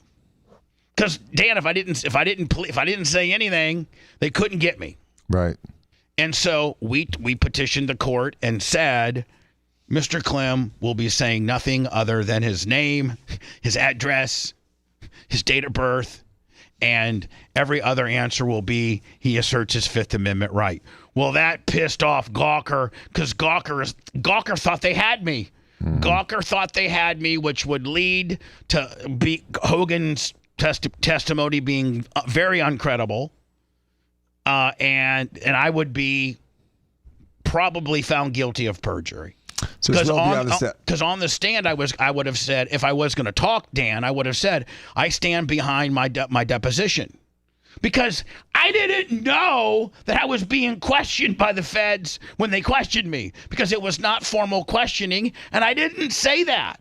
And your deposition was transcribed, whereas your conversation with them wasn't. So your best bet from a freedom standpoint would be to stick to your deposition testimony. Right. But in retrospect, I mean, if you had to play it all over again, would you really try to help him? Or would you just say, you know what? He lived with me for 3 months. What do you think? I tried to help him. I know. But now, and it gave you nothing. You got Jack Mama Nip. No, I probably would have done what you said. Had I known he was going to just absolutely throw me under the bus. Be a complete dick about it. Let's not forget about this. I just found this in the New Yorker, Hogan. I mean, Lummy. Hogan and Bubba, longtime friends, bonded over the controversy, and the wrestler made many appearances. This is from the New Yorker. Oh. And I never knew this. bonded over the controversy. The wrestler made many appearances on the Bubba the Love Sponge show, and the acknowledgments in Hogan's autobiography, which were published in 2009, he thinks the man who will take our antics to the grave and who will always be there no matter how heavy it gets. Bubba the Love Sponge. Quote, "No, Linda, we're not gay lovers." Did you read his book? I did, but I forgot about that part. The man who will take our antics to the grave and who will always, no matter what, be there for me, no matter how heavy it gets. Bubba the Love Sponge. No, Linda, we're not gay lovers. Was one of the antics the sex tape? Or had that not happened? That had already happened. That had already happened, okay. Yeah. Hell yeah. Probably. Hello. Hey, Todd, it's Charlie. Was the sex tape the biggest antic of them all? No. Really? No. Probably not. What else? Is it time for a break? I think if we were to be very intellectually honest, it would be time for a break right now. Then we could get into some other stuff. Yes, we could. Hey, Charlie, listen, here's the deal. Swing from these. You swing from my nuts, okay? Put them in your mouth if you like. But here's the deal. What you're doing, Charlie, is you're ruining the fact for me to take phone calls for other people. Right. Other people that would like to actually contribute to the show, have an opinion about the show. But he likes that he's disrupting it, Bubba. Right. So, like, Lummy, do you know his... He's on line one now. All right, so I'll just leave it blank. Right, just let it ring. Just let it ring. All right. Answer the other lines instead. I will. So line one's Charlie? Yep. All right. Perfect. Maybe I should just put him on hold. I can put the real callers on hold for you. No, I'm just gonna go like this. Boom. And then boom, now he's on hold. So he can at least Charlie, you can listen to the show now. Mm-hmm. Quit calling this number. Yeah. That's costing us too much money. Hold on. Stop calling me on the phone, you mother. Charlie, just stop, my friend. You're pathetic. My God, you're sitting here listening to our every word, trying to get me in a gotcha moment. I gave you an opportunity of a lifetime for this Friday. You and I do a little show together, and you just can't leave it at that, can you? And you ruined it for everybody. Even the forum that you spoke of, you bring instant not credibility for that forum while you mention them. They don't want you.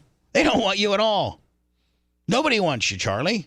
That's why you're a probably 40-some-year-old loser that probably doesn't get. You know what, Charlie? I bet you don't get any ass. Nope, not with that rap. Not with that condescending delivery that you have. Like what? That's woman? even the thing. Well, like hookers will pass on a guy like that. Yeah, like you couldn't even pay for ass. Freak him out. Even if you're attracted to men, no man's going to put up with that.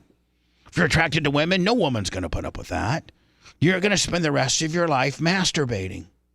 To the show. Never get. You probably are at a fever pitch on yourself right now as just the fact that I'm talking about you. And that's the best it's ever going to get, Charlie. Me putting you on hold or hanging up on you. Your life has peaked. I found that Good Morning America clip. Oh, good. Can you send it to you? All right, perfect. Want to listen to the show on demand and on the go? Enlist today at BubbaArmyHQ.com. Sign up and start listening. The Bubba the Love Sponge Show will be back after this.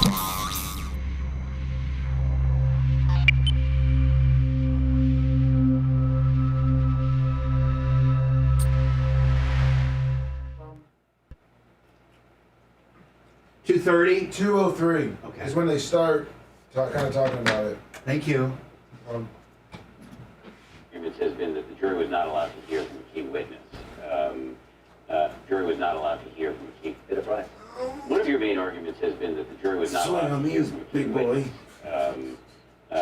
Who would have said, you say, that Helene knew he was being recorded during that sexual encounter. However, it's interesting, we asked the jury about this, and they said even if they had heard that at trial, it would have made it a little less harsh. Well, I mean, I don't know how they could know that. Bubba Clem, who's the man at the very heart of this, the radio shock jock, who shared his wife, encouraged his wife to sleep with Hulk Hogan and then taped the encounters. His testimony was actually vital to our case. I think it was vital to any understanding of what was going on. He was the one who actually received the text message from Hulk Hogan, a document that was actually unsealed by the appeals court, on the final day of trial, which actually shows that Hulk Hogan's motives in this case were entirely different from the ones that he actually was talking about. It's worth noting that Clem has made varying statements on this issue of whether Hogan knew. This was an interview to the FBI. When lies are punishable, it's a crime to lie to the FBI. He said that Hogan knew that there were cameras in the house. He knew he was being taped. They were best friends. They knew everything about each other's life. So I just don't think it's credible for Hulk Hogan to pretend that he actually had no idea of what was going on. Hogan gave an interview after the trial. What's up, There was Brian? a moment in the trial where the two of you were having a stare. Which he'd made at the end of the day. He was being harried by Hogan's lawyers.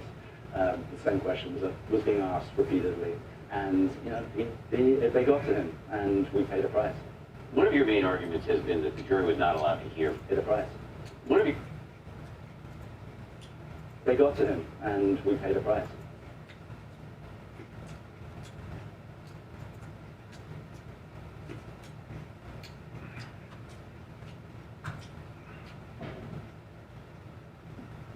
Santa Claus is coming to town. What's up, mate? Santa Claus is coming to town.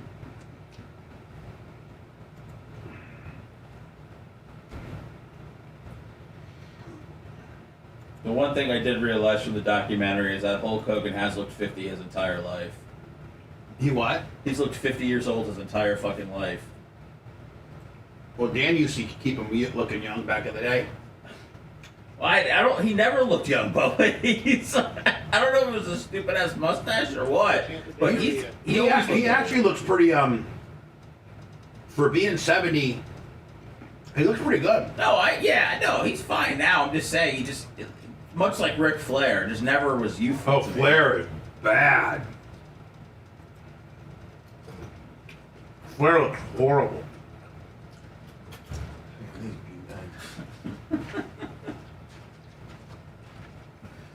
Oh man.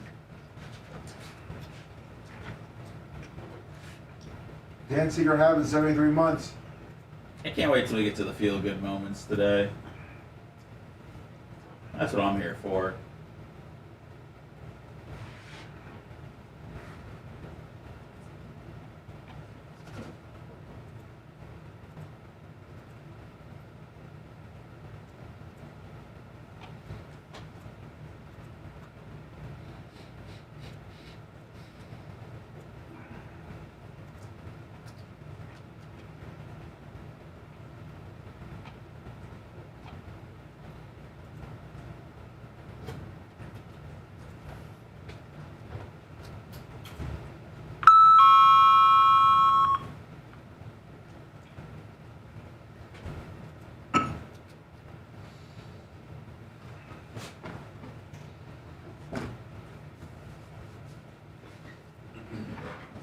We're gonna get to it airtight.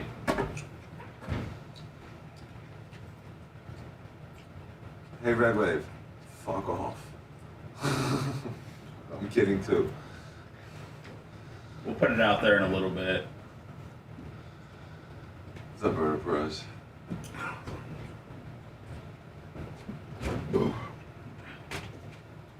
Lemmy, you got me whatchamacallit's GoFundMe?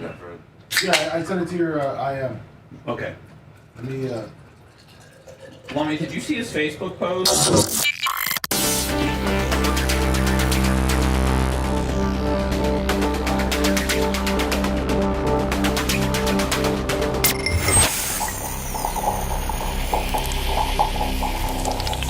The Bubba the Love Sponge Show, listener supported via PayPal, Venmo, and Cash App. All at the Bubba Army now returns.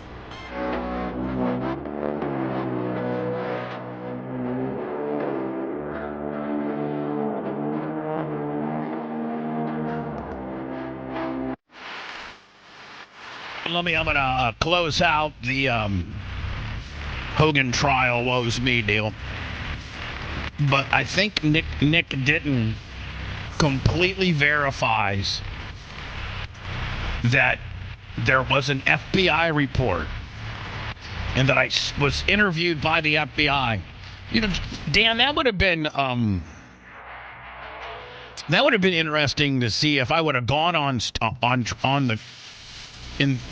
the stand and said, yeah, I did state what I stated during the depositions, and I stand by that. And then they try to bring in the FBI. They would instantaneously try to impeach you. And I would say, here's the thing. It's odd that you say I was interviewed by the FBI. I had a conversation with two men during a break in another case that they were investigating, and I was never sworn. There was not a stenographer there, and the FBI agents weren't taking notes. So I don't know how this can be construed as a report. I never, ever had a formal interview with the FBI. That would have been a crap storm then, would it not? Well, you also would have had to back that up with, I didn't exactly say that either. They're twisting my words, trying to get, you know what I'm saying? So that would be a big whodunit, the fact that I would have been like, it would have been me versus the FBI, and I didn't know, and it goes on to say here, but I guess they asked the jurors that had I testified that Hogan knew he was being recorded, it wouldn't have changed their outcome. I didn't know that. Really? Did you? No. But here's what I'm talking about. One of your main arguments has been that the jury was not allowed to hear from a key witness. And listen, the reason why I didn't testify is because I was going to jail. Oh, They were yes. Ooh. If I was in a catch-22, if I said yes, I was sworn during my deposition, and I told the truth during my deposition, then they would have said, well, then you lied to an FBI agent. Listen, Martha Stewart didn't go to prison for insider trading. She went to prison for lying to an FBI agent. Dan, am I correct? I believe so. And Marion Joyner went to prison for lying to Congress, not because of her sins. As my legal team, Jay included, are figuring out what I'm going to do when I'm called as a witness. They're like, listen, we didn't know that they have an FBI report. Did you ever talk to the FBI? I'm like, no, I never talked to the FBI. I'm like, well, they're saying you did.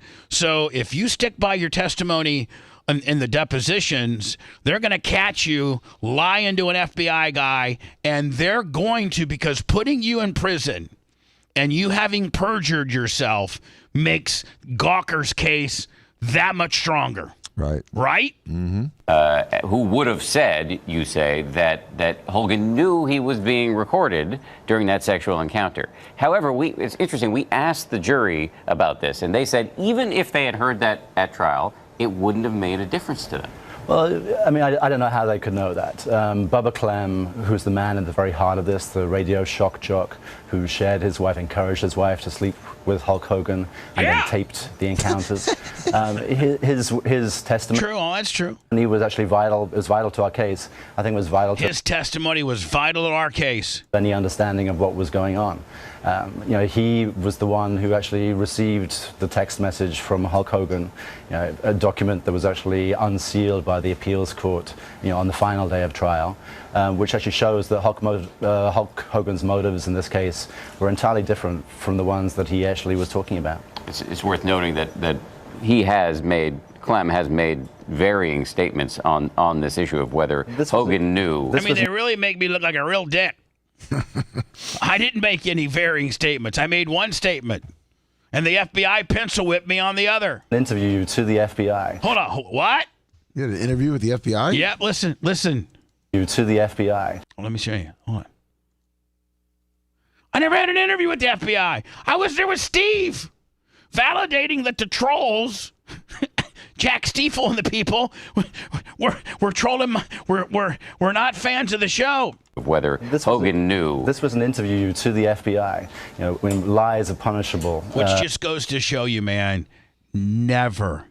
I'm not trying to talk about the Hogan tape here. I'm not trying to draw you down this. Nor are you trying to obstruct justice. I'm trying to tell you people out there that never, even when an FBI comes up and just like, is just talking to you on the street. How many people are going to have to deal with this advice you're about to give them? I don't know. A lot. I don't know. More than you think. I'm just saying, never talk to them. And if you do talk to them, whip out your phone and start recording it. Mm-hmm. And they will stop talking. They will stop. They will. It's like wasp repellent. They will actually retreat. Yes, I've seen it. It's so weird that the FBI, the Federal Bureau of Investigation, the weaponization of the government. This. Am I right? Yeah, it seems that way, Bubba, because you would think that they'd put all these resources in making sure that America is safe from things like terrorism and mass murders and things like that. And so they have all these people on FBI watch lists that they're not doing jack mama nip about. And instead, they like to hem people up on trying to twist and distort their words. It even happened to General Petraeus. Yeah, remember me and Heather swung with him. Yeah, according to them. Yeah, but Comey sent some guys over there to talk to him, just to shoot the breeze with him and see if they could come up with anything. They were just fishing. It's a dragnet. It's illegal. It's not the way the country is supposed to be run. They're not supposed to go out there and just start sniffing around for no good reason. And then when they sniff around and they're not formally interviewing you, they turn that into an interview. Right. And they don't record it. They don't allow lawyers. It's so shady. It's handwritten notes taken after the fact. And those, are inaccurate. There's no way they're 100% accurate. To the FBI, when lies are punishable, it's a crime to lie to the FBI. He said that Hogan knew that there were cameras in the house. He knew he was being taped. They were best friends. They knew everything about each other's life. So I just don't think it's credible for Hulk Hogan to pretend that he actually had no idea of what was going on. Hogan gave an interview after the trial. He said there was a moment in the trial where the two of you were having a stare down. All right, so anyway, great find on that. Thank you so very much. Taylor Swift appears to skip Travis Kelce's latest Chiefs games, amid annoying distraction allegations. I think this is horrible. I think she's good. Listen, Mahomes had even said that he needs to find that Kelce's open, and that he needs to find Travis more. Travis is running the routes. Travis isn't out there being lazy. Listen, who gets the ball is sometimes a quarterback will get a guy in his head that's hot, and he's like, listen. The last 2 times I've thrown it to this guy, he's caught the ball. I'm gonna get the ball. Like, it's not the tight end doesn't. The receivers and the running backs and whoever's going out for a pass, they don't determine who gets the ball. Well, and those guys don't really. I mean, most of them don't really care if they get the ball. They just want to win the game. Exactly. They care about winning games. Right. Exactly. And most players block. And if the ball's not going them, contribute in so many different ways. And I really think this is crappy that the mainstream media this is a problem. It's Glamour magazine who knows nothing about football. Well, Bubba, this is not. I mean, this is gossip. I mean, look at the headline. Taylor Swift appears to skip the game amid annoying accusations. Yeah. She was, I mean, even when she started going to the game, she wasn't going every week. I didn't think it was a requirement she had to go every week. Right. And so it just pisses me off when people don't know what they're talking about. Meanwhile, Travis came up big last night. She wasn't there. They'll probably draw that analogy now. Taylor doesn't show up, and Kelce scores a touchdown and gets 9 targets. You didn't get a touchdown, though. But he didn't? No, unfortunately. But I guess the one thing is because of that whole breakup contract that surfaced on September 5th. What? The breakup contract had them splitting September 28th. And that's why they're kind of making a big deal about it. Mm-hmm. And they're still together. Well, are they? I mean, they haven't been together in 2 days. That's why people are talking about it. It's been 2 days. So they're saying that him and her have split? According to the relationship contract. And that's why it's a distraction, dude. This has nothing to do with football. This is a waste of time. So hold on. Where did the breakup contract come from? Someone online posted it. And I know, but has it been legitimized? No. Or validated by either? No. And, if I was... but if you're him or her and you placate to that and you show up publicly tonight or tomorrow, now aren't you at this point kind of playing into their hands. You're trying to prove that you're still together when deep down you should just not worry about what they're saying and show up and hang out when it's convenient for both of you. She's a very, very, she does have a job. She is probably one of the busiest, people in the world. It's possible she might have other things going on. I don't know. Just maybe? No, I don't know. Definitely to me, does. She's not just like a girlfriend that's, an Instagram model that just takes pictures of herself all day. She's very, very busy. She lives in Tennessee. She has a house there. She might have lost her house in the storm. Who the hell knows? She also lives in. She also has a place in, I think, Rhode Island, New York. Rhode Island. Yes, she's all over the place. She's also got a place in L.A. I don't even think anything of it at all when I'm sitting down watching a Chiefs game. Well, here's the deal. I hope that they're still together. I want them to still be together. I think they're a great couple. I think that he's good for her, and she's obviously good for anybody. And I would hate it for Travis if they're not together anymore. I just can't wait for the song. When they break up? Oh yeah. They already have she already has a song about him. She probably already has a song written about the breakup too. I'm sure it's coming out before Christmas. So let's get to the pressing issue now. And that is our good friend, Captain Creamsicle. Yeah. Him and his wife, April. Now, April, she's our connection for the Tampa Tarpons, correct? Yes. And she's kind of the one that has made a lot of our Tampa Tarpons things happen. She's such a great person. And Captain Creamsicle is Bubba Army royalty. Yes, he is. He qualified this year for, the Bubba Army royalty party, a ring, the whole 9 yards. That's at least $2,400. And Captain Creamsicle, his house in, I think, Pasco? Yeah, like the north part of Pasco. Which is on the beach, or, at least close enough to the beach to the point where, here, I'll read it. He has a GoFundMe account. And you can I'm asking people to make a donation. Very rarely do I promote GoFundMe accounts because when you open up that can of worms, then everybody has a GoFundMe need and a promotion. I do it very, very rarely, but I do it to those that we love. I do it to people that are part of the Bubba Army family. And the Bubba Army, man, unlike any other radio show, there's other people, well, namely Seth and Red and others who've been parts of radio programs, Seth being the longest tenured. But our group of people that are affectionately known as the Bubba Army, they really, really, really, when push comes to shove, yes, we bicker and fight and poke fun at each other, but when push comes to shove, we stick together. It is very much unlike any other type of audience that most radio people get. It's borderline cult, and we stick together. And Captain Creamsicle and his lovely wife April, I think they have a child, don't they? He's older. He's an adult. Oh, okay. They're going to be living or staying with Lummy for an extended amount of time. And Lummy, that's so great for you and Ashley to extend your home. Oh yeah. And thank you. So, did your Tampa Heights place make it? Yeah, that's where they're staying. Okay, so you're putting him in. Lummy has an extra house that he's been remodeling over the years. It's a slow remodel. Very slow remodel. It's a very slow. It started in 1999. Exactly. It started, in 06. He's been going over every weekend for the last 14 years. Yeah, to fix it up. And the thing about it is, it literally, Lummy, is almost done.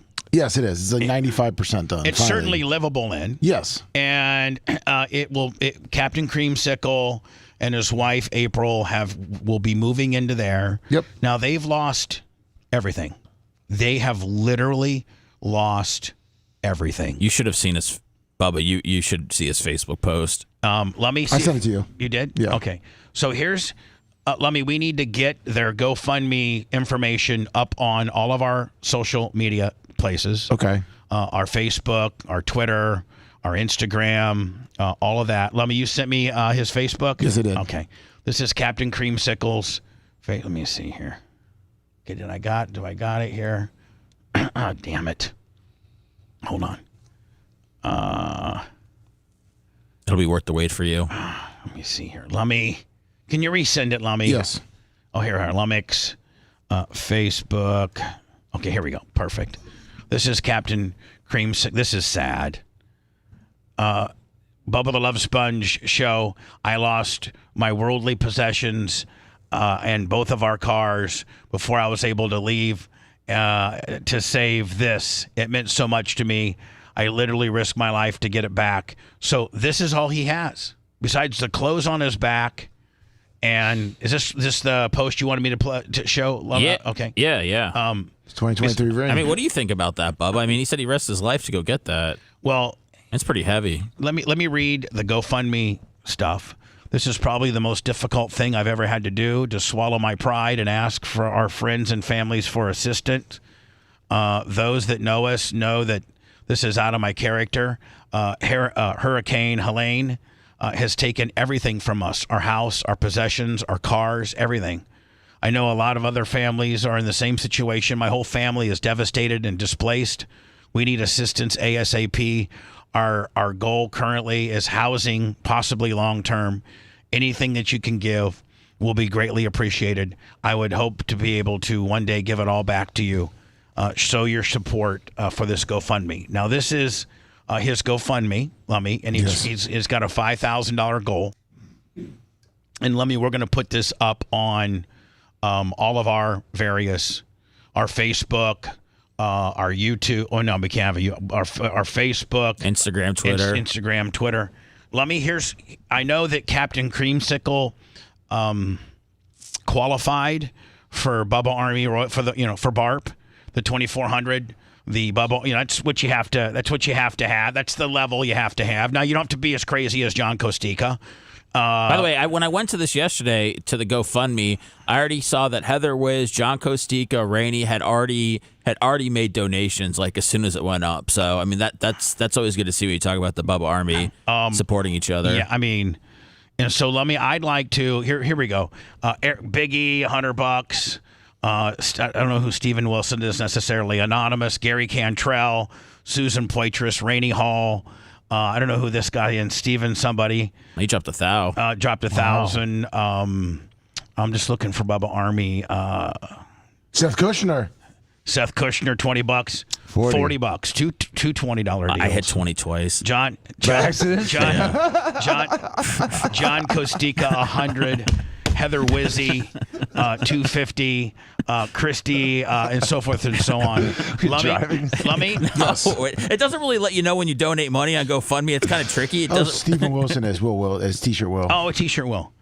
Lummy, I want you to tell Captain Creamsicle in April that I will be refunding his $2,400 back, and by the way, that does not qualify. Meaning it's not in lieu of qualify. Like, listen, you're getting your ring, your Bubba Army royalty. I'm gonna return. I'm returning. You're giving him $2,400, dude. You're the biggest contributor. I'm gonna give the money he's given me. I'm going to give back to him. He gave it to me in good faith to be Bubba Army royalty. What a great guy. And Lummy, I'll look and see if indeed his contribution was more than $2,400, because some people, like John Costica, have given 10. John Costica, make sure your house stays okay. We're not giving you your money back. John, I don't think it's already been spent. John, I don't think I could swing. John, don't ask for a refund. I don't think I could swing it, kid. Well, you got it for you, kid. Stay safe. Let me see if we can get a hold of April. Sorry, Ashley. Yeah. And Merch Crick, and find out what Captain Creamsicle's contribution was. That's really generous. I know that he qualified. Do you want to talk to him, Bubba? I mean, hear what he's been through. Tell him he's getting. I'm sure he's got a compelling story.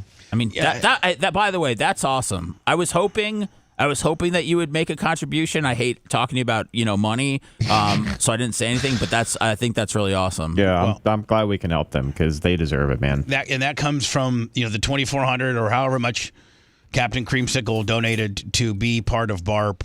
I'll refund all of it. That's on behalf of all of us here at the show. You'll forever be Bubba Army royalty. Hopefully, this will make a little bit of a help. Well, I think it automatically makes him hit his. I think it makes him hit his goal. Well, it's not. They don't have to. Sure does. Is Lummy going to be their slumlord, or is he letting them stay for free? Like, he's staying for free. Is this money going right to Lummy? Lummy, it's $2,000. Lummy, do I just need to give it to you Yeah, for if you don't mind 3 months Venmoing it to rent? me, yes, please. No, Lummy's not charging him nothing. So find me that amount, Lummy. I'll get it to him. And you know what? Let's far exceed his goal. Hopefully it doesn't. Hopefully, Lummy, it keeps, like, if you hit your goal, it keeps going. It does, yeah. Okay, so hopefully, that these people that have been hit so hard from the hurricanes get at least what the illegal migrants are getting when they come across, and that is, housing and some money to sustain themselves, because there are. I think, Bubba, it's underestimated how many people were really affected by this storm. Oh my God! I mean, and I think the numbers are just going to keep going higher. Everybody in your let me just break it down this way. Everybody in your family, every one of your brothers and their families were affected. I mean, Jay lost 3 cars. Steve lost a car. I lost a car. Jay lost 3 cars. Right. My brothers. We have a cousin that helps Steven out a lot, and helps managing all the properties that we have as a family. Not like we're have a bunch of spec properties, but just like between all the people. Steven is in charge of all the properties. It's just that's his job. And so he has this guy Alex, my cousin, helping him. Alex had to be rescued in the middle of the night out of a house in St. Pete that was flooding to the ceiling. And so we had an emergency evacuation of him. So my aunt's house is completely devastated. He has nowhere to live. He's going to live at my mom's house now. His car was lost too. Is Arlene's house okay? Mom's house, for the most part, was okay, yes. But she's in Jersey, and so she did get a little bit of flooding, but very minimal, very minimal. She's very fortunate. But the whole neighborhood to the north of me has been out of power for 3 days. A house behind me, that street that goes to my back of the carriage house, Lummy, that street back there is Adams Street. One of the houses blew up. Not only did it catch fire, it blew up. There's no roof, there's no windows, there's no nothing. Probably because they had an electric car plugged in. And then also a house in Davis Island near Jay caught fire. I mean, we're talking about like an $8 million house just wiped out because of a fire. And that was caused, a Tesla. That was caused by Tesla. Macho Man sent us a story over the weekend. I gotta find it. Yeah, but my Tesla was outside. I jacked it up 32 inches, and it was happy. So you're good then, right? My Tesla made it. My Ferrari took a dump, but again, material stuff. People died. People got hurt. 1,000 people reportedly unaccounted for in North Carolina. See, there could be 1,000 dead. There could be. Well, we have 60 some dead. I think in Florida, and there's 1,000 people in North Carolina that are unaccounted for. One of my friends couldn't get a hold of her mom who lived in North Carolina, and she was going on Facebook forums asking if she's seen this person and all that. And then, she ended up hearing from her mom. But from what I heard, a lot of people in North Carolina were not even prepared for anything to happen. No, I mean, none of them. Like, the consensus was it was going to just churn out in Georgia and not be much of an event, kind of be a nothing burger, if you will, and everything else. Here is footage of a car. This could be from Davis Island. No, Pinellas County. This is Pinellas County, Florida. And this was a big mansion, I guess. The same thing happened on Davis Island, though. Yeah, this is. I got a picture on my phone. I'll send Lummy. Check this out.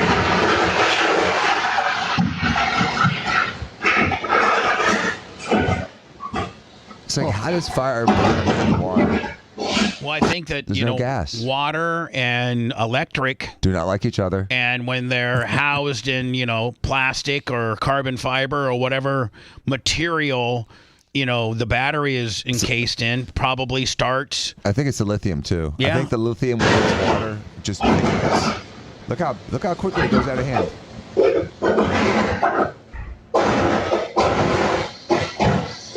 And this lithium battery is doing little mini explosions. Right.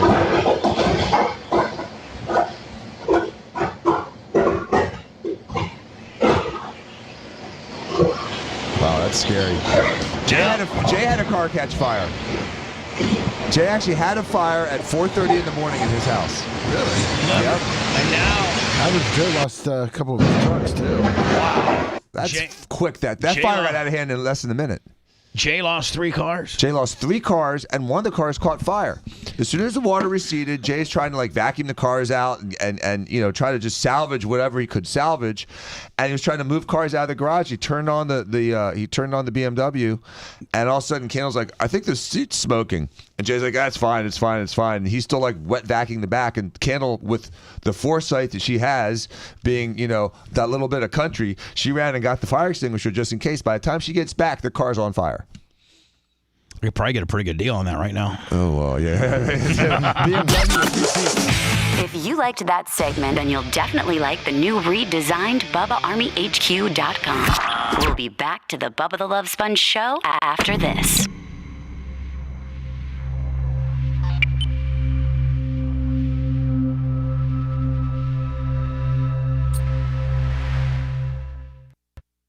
Yep. One of the things on mine today. I sent you that picture from Davis Island that Red has of the car that caught on fire. Hey, have you heard from Captain Creamsicle? Yeah, he said he was listening. And what does he think? Yeah, I haven't heard that part yet. Shit, man.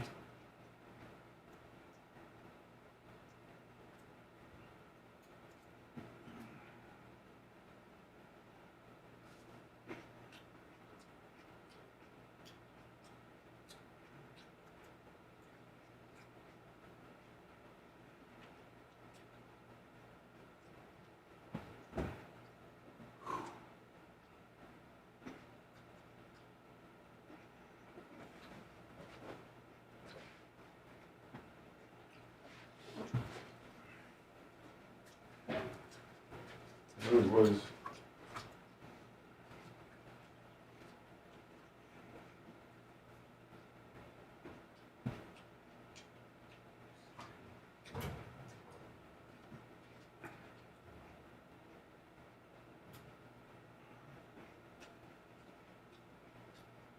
Captain Creamsicle, when I get off the air, I got my credit card and stuff.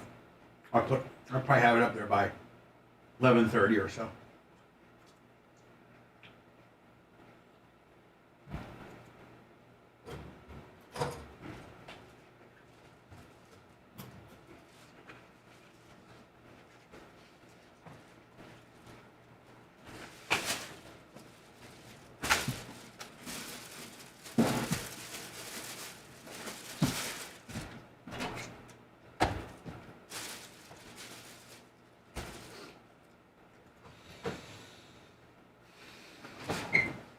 Is that the one on Davis Island? No. Yeah. That is? Yep.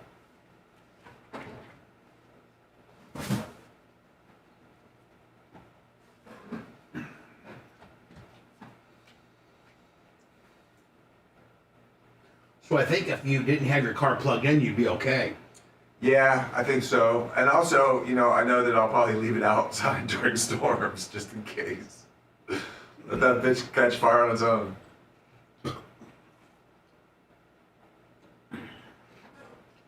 Yeah, I made sure mine was off the charger. And I knew that was a problem.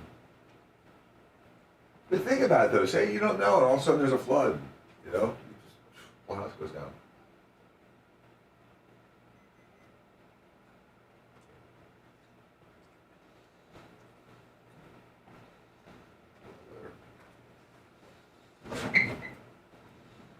I'm pissed they still can't pull the fucking Ferrari out of the garage. 3 days I can't get that car out of my garage.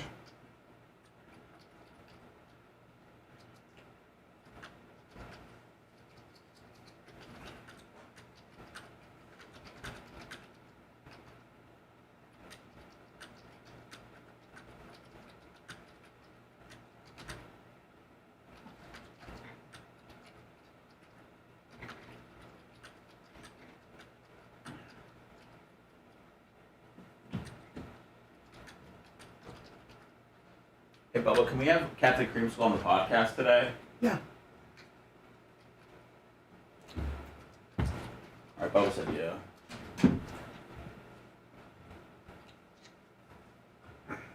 You know, we're not just peeing out there. We're producing. Right. Might as well just be high-fiving, too, while we're at it. Oh, sweet. Well, I think I was just juggling each other's nuts. I don't know how to juggle. Please, someone juggle my nuts. I need my nuts juggled. It's a depressing 3 days. Oh, man. The smell. Hey, if you get water in your car, it's fucking toast, right? Not necessarily. That's what I heard. I thought it's fucking over, man. I mean, I saw people drying out their cars, just like leaving their doors open all weekend. And I thought, like, what one. It matters if it gets up into the electrical system.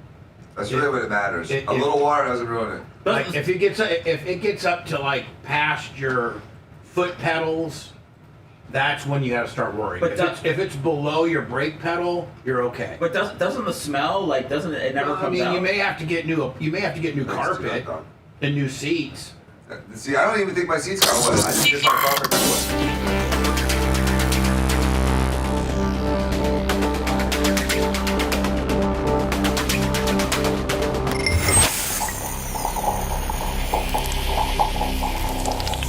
The Bubba the Love Sponge Show, listener supported via PayPal, Venmo, and Cash App. All at the Bubba Army. Now returns.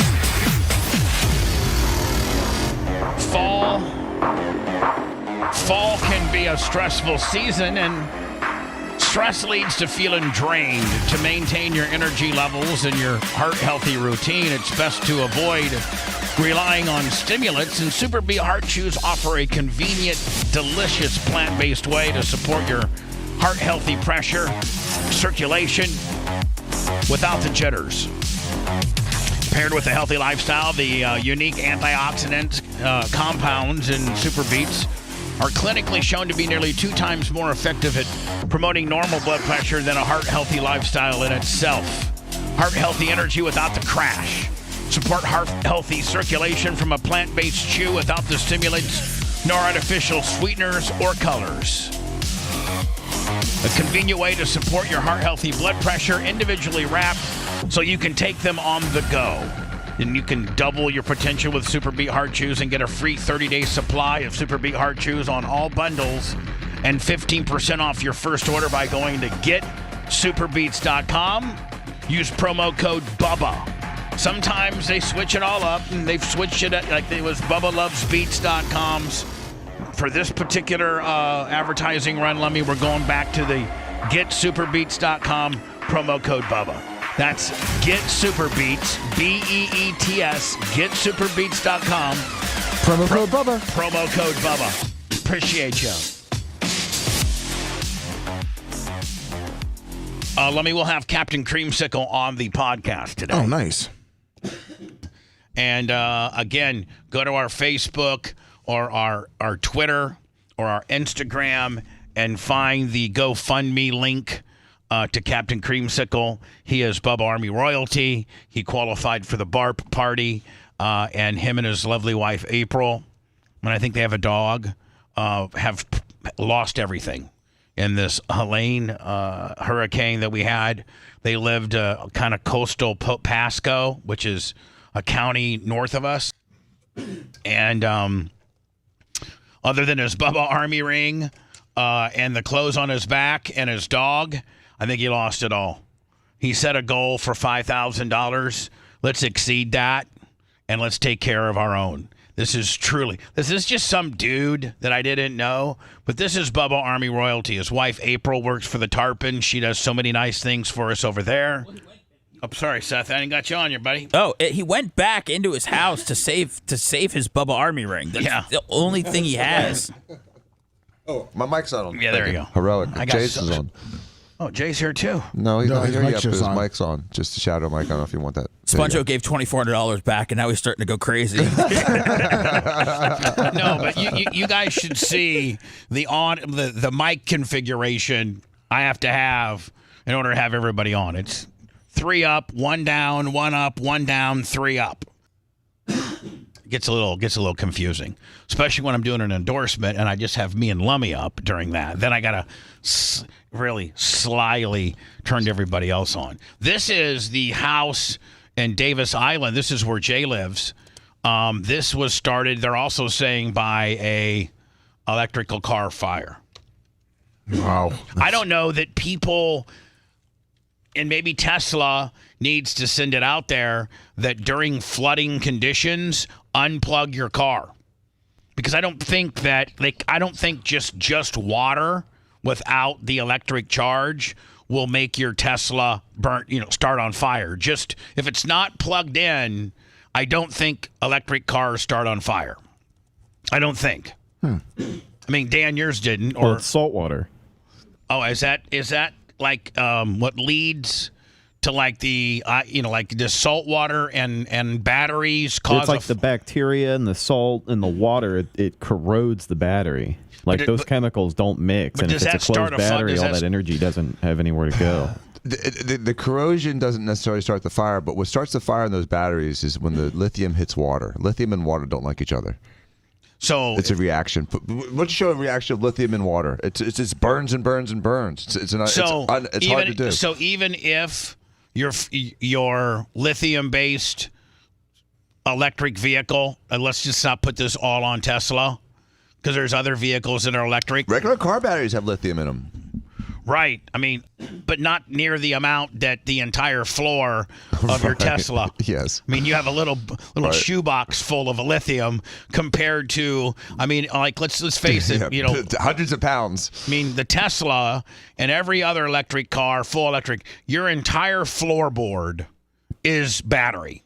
Am I not right? Pretty much. I mean, between the wheels. Yeah, it's all battery, and it's very heavy. Mm-hmm. And so it's looking like the reaction between water and then multiply water with salt to lithium might cause fire-like conditions. I thought it was because they were plugged in. Maybe plugging in accelerates that fire. Salt. Hello. Yeah, you're on. on. I didn't know if I'm on. Sorry. My headphones are in production. Salt water is a death sentence for traditional lithium-ion setups, corroding and subsequently short-circuiting the battery, which can then interact with the internal solvents that cause fires. Were you happy to see these fires, Macho? No, I'm very happy Dan's Cybertruck's okay. I was worried about it. Did you, Lummy? This is the hit. Oh yeah, from the guy on the Broncos, and it didn't look like it was that big of a hit. Mm-mm. Like the helmet was hitting, fumble. This is the hit. That is where. And I don't want to say it didn't look like big of a hit because every hit in the NFL would kill me. I mean, if I was running down the field and a guy just tackled me, I literally would be paralyzed. Probably some 58-year-old guy running, they would just kill me. Quincy Williams nailed him on that forced fumble right there. And by normal hits, this wasn't a targeting hit. Mm-mm. This wasn't a shoulder to was shoulder. That it? Kind of. Yeah, that was it. He doesn't hit his head or anything. Oh, here we go. We'll watch it one more time. Here we go. Like just a fair tackle. It's not a dirty hit by any dirty tackling standards at all. It's not targeting. It's not spearing. It's not. What's that one kind of tackle, Lummy, that Seth sent me a picture of last year where they last week where they kind of get their hips down and then they swing it around. Hip drop. Yeah, It's not a hip drop. Like He probably did. He probably broke a facet off of his spine, and that hurts like a son of a bitch. What's a facet? Okay, if you look at his if you look at your spinal bones, your vertebrae, they have little things sticking out where the muscles and the ribs attach to them, and if you hit it with something hard like this, it could crack a facet, which makes you see stars, but it doesn't necessarily destabilize your back. It just hurts like a mother. No, it does. The Jets guy's helmet hits his back. Hits like his ribs back area. Yeah, so if you feel your back, the bones that stick out, those things can get broken, and it hurts. But it looks more like the very, very, very, very, very first impact is the Jets guy's shoulder. Watch. Right there. Right there. There. And see, I mean, in fact, his head is past the guy. Like his head doesn't seem to make the initial impact. The initial impact was shoulder. But think about Right there. The posterior process of the spine sticks up just a little bit, and his helmet just skimmed across the top of it. Would have been just enough for the helmet to just break off that tip of that, which would carried this guy off like on a. No, there's no seeing stars here. This guy's like looks like he's paralyzed. Tension and the update on it looks like he's moving everything now, but he suffered a back injury. Suffered a back. Okay, just like Dan said. Yes, spinal process off the vertebrae. Those Exactly little, like those little prongs on your back. Is yes, that what you're kind of talking if you about? take a picture of a vertebrae. Send me a picture of a vertebrae. I also sent Lemmy a video of lithium in water. You can see it's really scary. Whatever happened to that sideline guy from the Bucks game? He got ran over and they killed. stopped the game for a couple minutes. Yeah, Dallas guy. They I'm kind of proud to announce a new. All right, hold on here. This is Joe Biden. Did you send me something? No, Which Joe Biden is this? I think he was bleeding. They juiced him the hard way. Joe Biden, hold on. I'm proud to announce a new $2.4 billion package of security assistance. No, hold on. So he announces just, I think, on Friday, a new $2.4 billion assistance for Ukraine. I'm proud to announce a new $2.4 billion package of security assistance. And then I think this next one, the below one, is they ask him about victims of Helene. Yes. We've given them all everything that we have. We're on the ground ahead of time, so we're working hard. Are there any more resources the federal government could be giving them? No, we've given them, we have pre-planned a significant amount of it, even though they didn't ask for it yet. Wow. No more resources. I mean, I don't know if this is taken out of context. I don't know if it's part of a, somebody is trying to get a gotcha type moment. Probably. He doesn't know what he's saying. I sent you a picture of a vertebrae. But I mean, he doesn't seem very. I'll tell you one thing. If I'm Kamala, I'm down there right now. Yeah. I'm in North Carolina. I'm in South Carolina. I'm in Eastern Tennessee. I'm in Buckhead, Georgia. I'm in Treasure Island, Florida. I'm in Perry. Georgia's a precious state too. They should all be in Georgia and the Carolinas. I set up shop and I tour all of these daily. Every one of these devastated communities, I'm there. Trump's going to Georgia today. All right, so Dan, are you talking about like the bottom pictures? Look at the bottom pictures. The bottom row. Right here? To the right. That's it. One of those guys. You're right there. All right. So those are the three things that can pop off, and they hurt. What's this one? Your spinous processes, your lateral and your posterior spine. The sides go to the ribs, and the muscles that your back. You know your strap muscle, the tenderloin? I got me a tenderloin. See those two little U's at the top? That's where your strap muscles go in between. Right here? Yes. And there's little ligaments and muscles that attach to those processes that help you like move your spine, like bend to the side and forward. If he breaks, can you it break? Hurts. If you break one of these, yes. What surgically needs to be done? Nothing. They just let you suffer for 3 or 4 weeks and it stops. Do they if you break one, do they at least kind of shave it off, or they don't do nothing? They usually don't do nothing. But can it grow back? Yeah, it'll heal. It'll heal. It's just going to hurt every time you breathe or move for the next 3 or 4 weeks. I don't know that they operate on. And it takes the body. Body will generate a new one.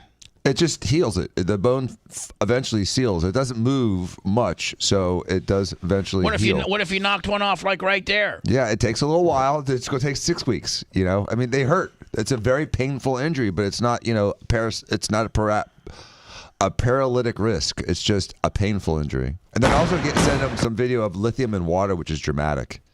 Did you get that? No, did you send that to me? No, I got to upload it to my thing. See, there you go. I haven't got it yet. Thanks. Okay.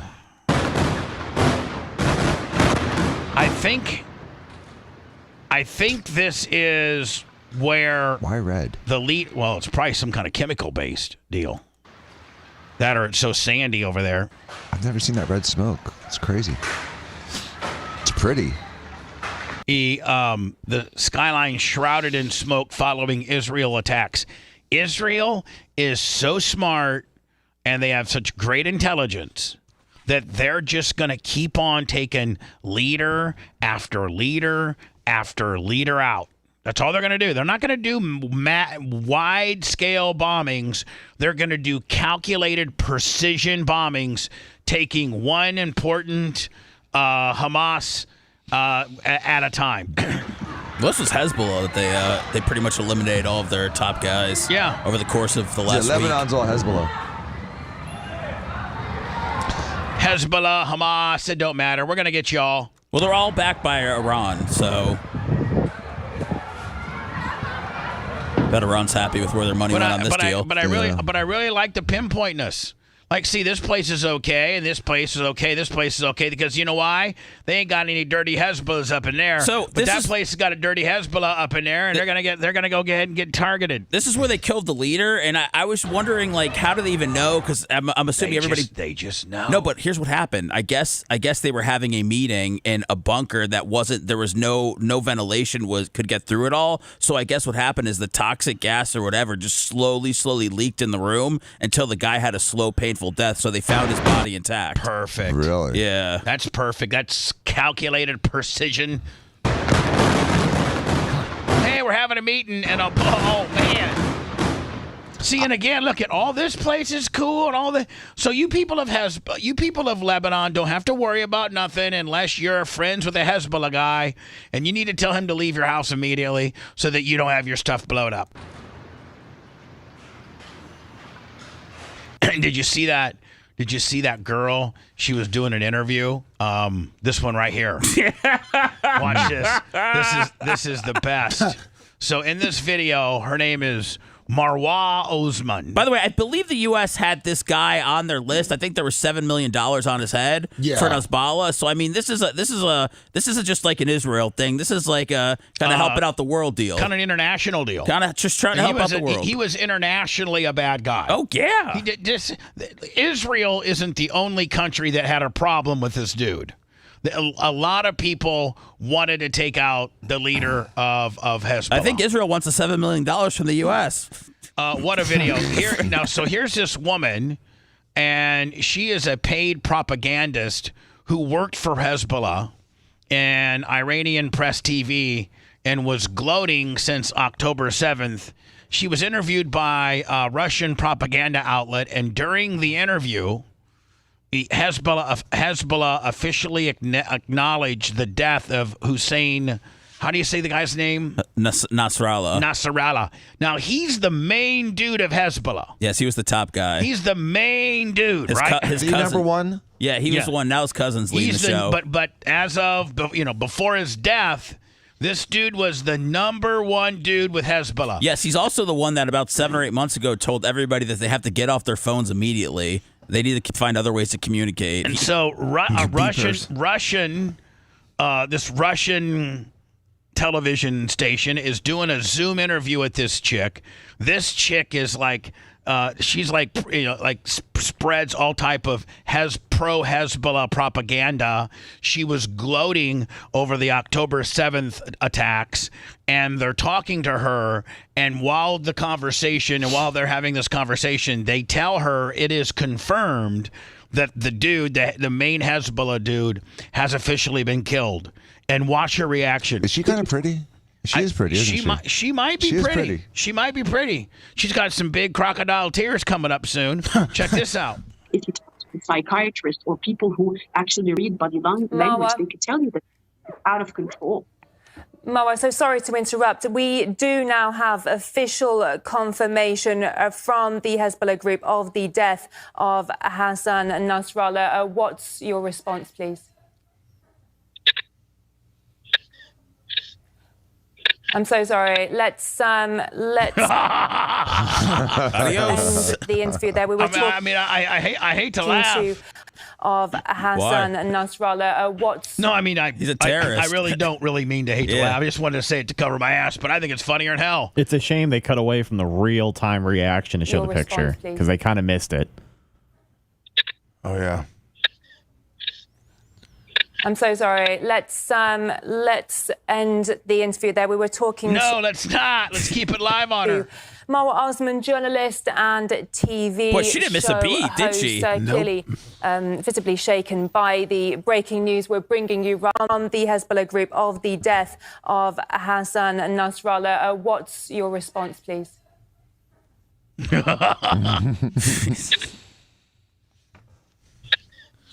She weighs like walls. I'm so sorry. Let's end the interview there. But I sent you a graffiti picture from Israel. Well, that's hold actually on. kind of. Now, let me. This is. Oh yeah, that's your good. Yeah, go to 30. Go to halfway through it. Just fast forward to halfway through it. Well, I might as well just play it all. It's 53 seconds. The first 20 seconds is a waste. I'm telling you. Watch it. Nothing happens. Here's the lithium now. All right, so this is a bucket of water, and now is that a piece of lithium? Yeah. Now, does lithium come like in sheets of like? Sometimes it's like wrapped like a paper towel, and that's what makes the battery.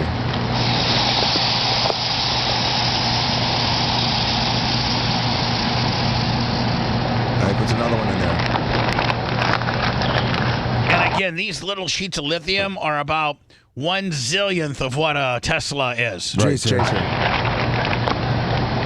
I can tell you about fire.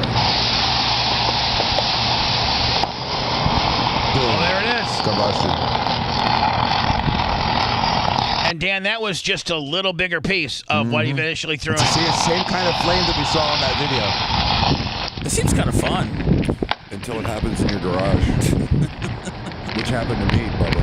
I know, we're well aware, Jay. I'm sorry, I'm still so shell-shocked. Jay's all bandaged up from blisters. We've been completely through your story, and we want to hear it now from you. We started a GoFundMe. I don't need any GoFundMe. My neighbors do. I'm blessed for what happened, but man, it was the most intense thing I've ever been through in my life. So let's rewind to Thursday, because I think Thursday night is when this crap really hit the fan. So was Wednesday night the creative loafing thing? Yes, okay. Wednesday night. So Wednesday night I said to Dan, hey Dan, why don't we drive your SF90 to my garage? Put this on me, no, dude. it's all my fault. God, Before they get in the story, Dan, He's so I gotta go. freaking sensitive. Dan, I'm not talking to you right now, Dan. I'm talking to Jay. Everything has to be about Dan. Oh, it's always got to be about Dan. He's the one that brought me up. Before Jay tells the story, I have to leave. Okay. Sorry. See you later. Love me. Miss you, buddy. All right, so thanks for your help yesterday. Dan, This has nothing to do with you. Let Jay tell a story. Okay. Before thinking it's all about you. Okay, listen. Johnny Interrupter. Jay, over to you. Because I'm as much responsible for what happened as Danny is. So I said, Dan, let's bring your car over to the garage, and then we'll go to the creative loafing thing tonight. And he's like, nah, don't worry about it. Everything will be fine. And I was like, okay, sure. So I did the same thing with my stuff. I didn't worry about it. So Thursday night rolls around, and that's when the storm starts kind of getting bad. But we're not really getting bad bands. So everyone's sending videos to each other. Now what time is this approximately? Like 10 o'clock? No, they're about dusk. So maybe 8 o'clock. I'm looking at the water rising. I'm videoing everybody. It's about a foot from my seawall, and we're all like, oh, goodness, we're getting lucky. And then around 10 o'clock comes, and the water went over my seawall. And instead of the water coming in from like the rain filling, the gutters started coming up. And so within the water, my home is right in front of the storm drain, which goes out to the canal. Oh, so the storm drains were the gutters. So everything. So the storm drain, everything started coming up. The sewage started coming up together, and so within 40 minutes, so the sewage is overflowing and no longer effective. The natural storm drains of Davis Island on the street are no longer effective. Correct. They're backed up. Correct. The island is literally flooded. My entire street was underwater. So it happened in 35 minutes. I videoed the back. I'm like, oh my God, honey, it's at the gate. Oh my God, honey, it's at your car. Oh my God, honey, it's at the garage. Oh my God, it's in the garage. And then we started watching the water rise from over my pool, over my jacuzzi. It got this far from my porch, and it was about 18 inches from my living area. Now your house is naturally about 8 to 10 foot taller than your garage. Correct. Right. Kind of like the way my place was out in Tierra Verde. Exactly. Well, it's like code out there too, isn't it? Yeah, where the garage. This is 22-year-old code. My house is a 2001. That's what my house was. Now they're building them 15 feet high. Right. So now your garage is probably what? 3 feet underwater. Knee deep? No, dude. Up to the vent of my Porsche Turbo. It was literally up the door handle, and I'm just sitting there looking. I don't care about it. I'm just looking at it going, oh, my God. I called my wife, goes, pray, call your mom. So I called Arlene, and I said, Mom, please pray for the water to recede. I was so scared because the power's still on. No, but hold on. My power's still on. But you got the bad boy lifted.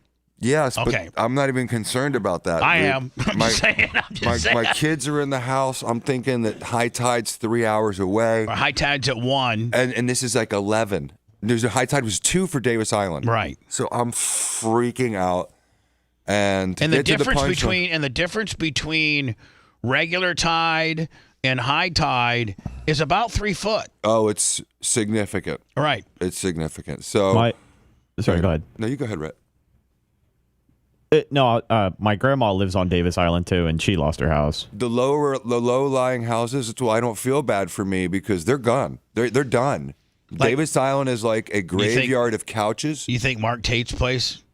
Because his was ground level on the point. We should. You know what? I should reach out to him. I've been so self-absorbed, but I need to reach out to some and he's not returning any texts. I think, I hope he's not missing. That said, no, he's not missing, but that says it all. He's knee-deep in mud. Yeah, he got a lot of water, for sure. He's screwed.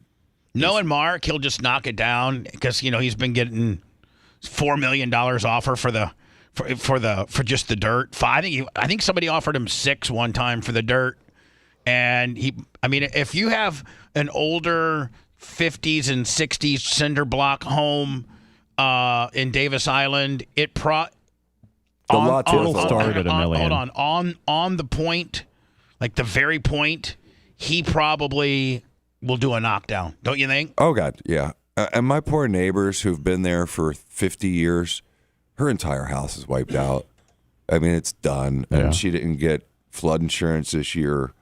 And she's probably 75 and has an older husband and another son. And it was just so sad and so devastating. And so as the water starts receding, it's like 3:30 in the morning. And all I can think about is my son's car because he's 17, and what's going on with my car? So we get the wet vac out. And as I'm wet vacuuming, as I open the doors, it's what time of the morning now? 3:30. All right. So the waters are starting to recede because high tide was at 2, and so now it's going down. And the storm's passed. The storm's passed, so now I'm ankle deep. Now you're just trying to assess the shiz storm that you have. Right. I don't even care about my cars. I'm worried about Trey, and so I open the car doors of his car, and water comes out like a waterfall. And his floorboards are completely flat. So I get out the wet vac and I start wet vacuuming it. And by the time I get all the water down, the electronics below the seat that move everything? Yeah. So I get the water that down low and I'm in the back and I'm doing the back seat and Candle's like, oh my God, there's smoke. And I'm like, there's no smoke, it's this. And I just kind of ignore her. She runs inside, grabs a fire extinguisher, and she comes back. She's like, Jay, no, there's smoke. And I look at Trey's seat, and Trey's seat now is really smoking profusely, and all of a sudden it ignites, and I have the fire extinguisher in my hand, and I pull the plug like a grenade, and I try to push the button and it wouldn't push. And so Candle's not a yeller. I'm like, Candle, I don't know what to do. I don't know what to do either. And I'm like, I don't either. But I don't know how to use a fire extinguisher. I feel like we need to go through a public service announcement, guys. We need to do it because Seth. By the way, I was freaking out. We have an AED machine and fire. We probably just downstairs here have 10 fire extinguishers. Do you really? Well, yes. That's great. Can we have practice one day, Bubba? Yes, I want to. We should, but you know what? They come in different shapes and sizes. Everyone should check their houses because the lawyer and me, since I was a kid, I've always had a fire extinguisher in my kitchen, and my wife remembered it. I was so frantic, I would have never known where to look. So she grabs it. So I'm trying to push it. We're screaming at each other. I don't know what to do. I don't know what to do. And finally, I get the thumb to work. And so I look down on the car. I literally have a fire extinguisher right by Seth. Yeah, and Seth, it just does. No, put it back.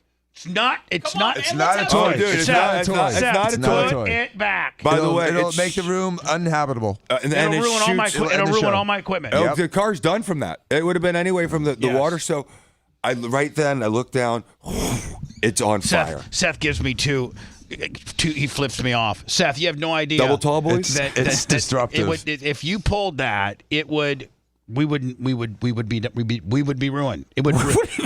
We would all be out of here. No, hold on. Yeah, it'd be great radio. It would be. Well, it would cost me $25,000. Silence is deafening. We'd be gone. The money I was going to give to Captain Creamsicle is going to go to fixing the studio. Yeah.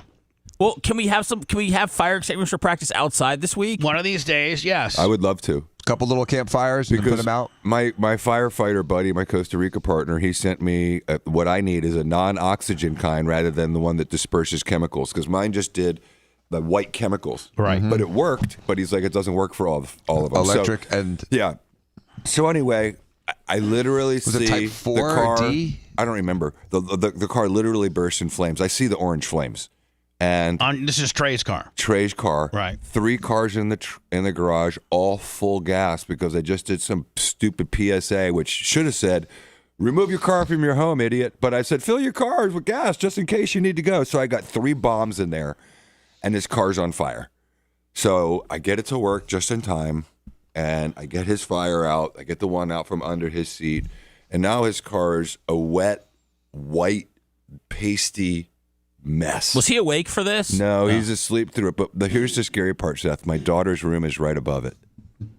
And if I didn't have that fire extinguisher, within probably 2 minutes or 3 minutes. Well, we watched that Pinellas County mansion that had a Tesla, and it caught on fire in the garage, and we're within 45 to 60 seconds, it had the side of the garage on fire. Yeah, the whole and thing. then burned the entire house. There was that's Sage's side. So my wife and I have been very melancholy for the last couple of days because we see our neighbors who've lost everything, and we realize how close we were to losing everything. Man, I mean, it was so scary. What is it going to do for? What is it going to do for insurance rates? Like, can you see where I may be uninsurable? Yeah, I'm just saying where not you, maybe the entire state.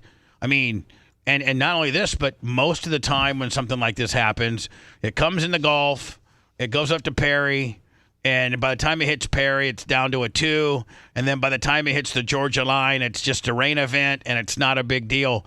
This thing.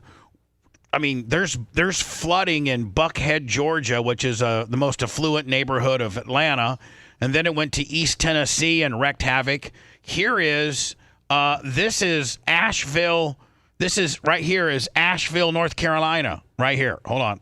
Let me fast forward. I guess they're gonna give us. Oh, that's the mud that was in my garage. It was a 1/4 inch thick all the way through the whole. This is Asheville, North Carolina. That was a road. I don't know why they're. What's with the helicopter footage? I don't know. Is he cleaning the road? Is he sweeping the road with his blades? Bringing the workers blower? in. So here is. Oh my goodness, the that's road, a street. And then this is like the Quickie Mart. My whole neighborhood looked like that. That's what the entire neighborhood looked like with that color water running through it. Right there. But so you know, when this sort of thing happens, when we have this type of event, it never affects North Carolina, South Carolina, Eastern Tennessee, Georgia, the entire Florida coast from, I don't know, Fort Myers clear till Fort Walton. This was a lifetime event. The neighbor who has been living there for 50 years said she'd never seen it. My next door neighbor, 25 years, she'd never seen it. I've been there 15 years. This was since 1920, probably the worst flooding event, the hurricane of the 20s that we talk about. Right. This was the one that we've all been afraid of, except this time, no one prepared because we've been lackadaisical and we become complacent because the last 7, we got, they skirted off. One goes through the right and one goes through the left, and we've gotten so lucky. And this time, and we never ever really had to worry about that infamous what they tell us to worry about is storm surge, because it wasn't the hurricane that hit your house or hit. I barely got rain. It was the storm surge, Yeah, the wind was nothing. Yeah. I barely got any rain, Bub. I swear to God. And there was no real crazy bands until after it was all gone the next day. It was so weird. When I return, more things. I hear something. Was that you, Seth? Yeah, I banged the computer with my mic. Oh. Sorry about that. It's okay. If you want a deep dive into the Bubba the Love Sponge show from the past, go to BubbaArmyHQ.com. We'll be back after these words.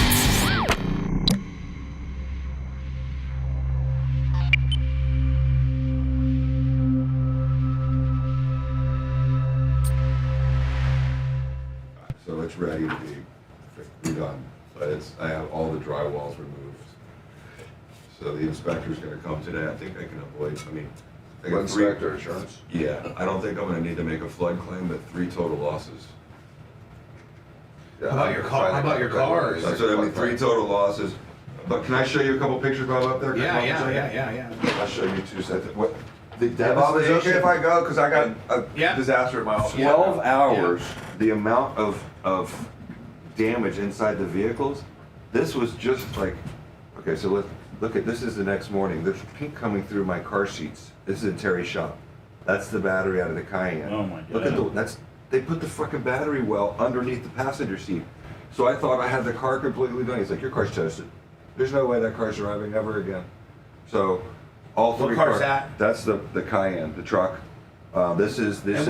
turbo Those S. all burns on your These are all just blisters from fucking. I just scraped every tile out of my garage. I mean, I have so many blisters on my hands. I was bleeding. So this is what it looked like. I think you won't even believe this. This was not at its worst. Oh man. But that's what I was. I mean, jeez. It got up to there, right under the door handle. So there's what the wall of my house looked like the next day. Hold on. You won't even believe what the wall looked like. Yeah, look at this shit. That's outside of that's like 15 feet from my house. It's 3 feet high. Right. You see the line? And you probably look at my kitchen. You probably fared better than most, didn't you? Yeah, that's how close my house is to the canal. Jeez. It was up to there. So when you look at the ones in the middle of the night, look, that's my top step right there. That's my top step, dude. And that was this. This is what this looks like normally. So when the water came over, look at Bubba. I'm like, oh shit, I'm fucked. Oh. Okay, so that was that last step I just showed you. So the oceans come into my house. How about your dock? Dock's fine. I couldn't believe it. So when I'll show you that. So that was that step, Seth. That was this step. Now look at this step. That's the top fucking step of that thing. I feel so blessed, man. I'm so blessed. But goddamn, I'm telling you what, man. I bet you it Mark's was so fucked. scary, Bubba. I bet you Mark's fucked. Do you have to have flood insurance if you? They make you. Yeah. But I think I can get out with a flood insurance claim, which I don't care because I'm gonna have 3 total losses on my cars. But all I really care about is my family, and I keep thinking about it. You know Dave Seaburn, Bubba? No. One of our buddies literally was on Treasure Island, had himself barricaded in his home. Someone called him and said, I think the water's up to your windows. He looked out his window. It was so high, he opened up the window. The water swept him away. He got saved by hitting someone's boat in his front yard, which let him get his feet, and then he swam to his neighbor's house where he stayed for 24 hours. His next door neighbor died. Wow. It's unbelievable what we just went through as a community, and I don't mean me personally, but that was, Bubba, you saw that where that car was? That would have been 60 seconds, I think, if that other one was 60 seconds.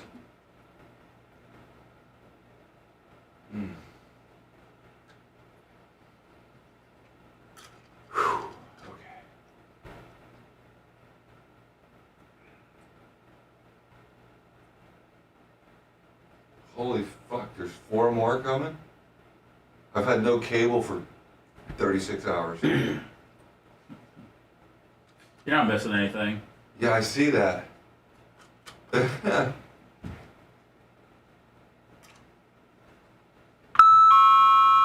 you, Jay Hart, Bubba Army, for coming and helping me, Terry and all the boys. Terry brought a crew of people in with wreckers, Bubba, and started pulling shit out with winches. Like, you wouldn't have believed it. It would have been like you. I had a bunch of people just like you who were going to get the shit done. Are your cars over there? Yeah, Terry said as soon as he heard the one almost blew up, he's like at my house immediately. He's like, I'm not letting you're my first concern, your family. My wife sat on the top step for 6 hours with the fire extinguisher till Terry got there. Man. How about Tampa General? I bet it's okay. They use that bladder thing. I'm going to get one of those. We're going to have a Diaco bladder for my house next time. Yeah, like Dan was saying, man.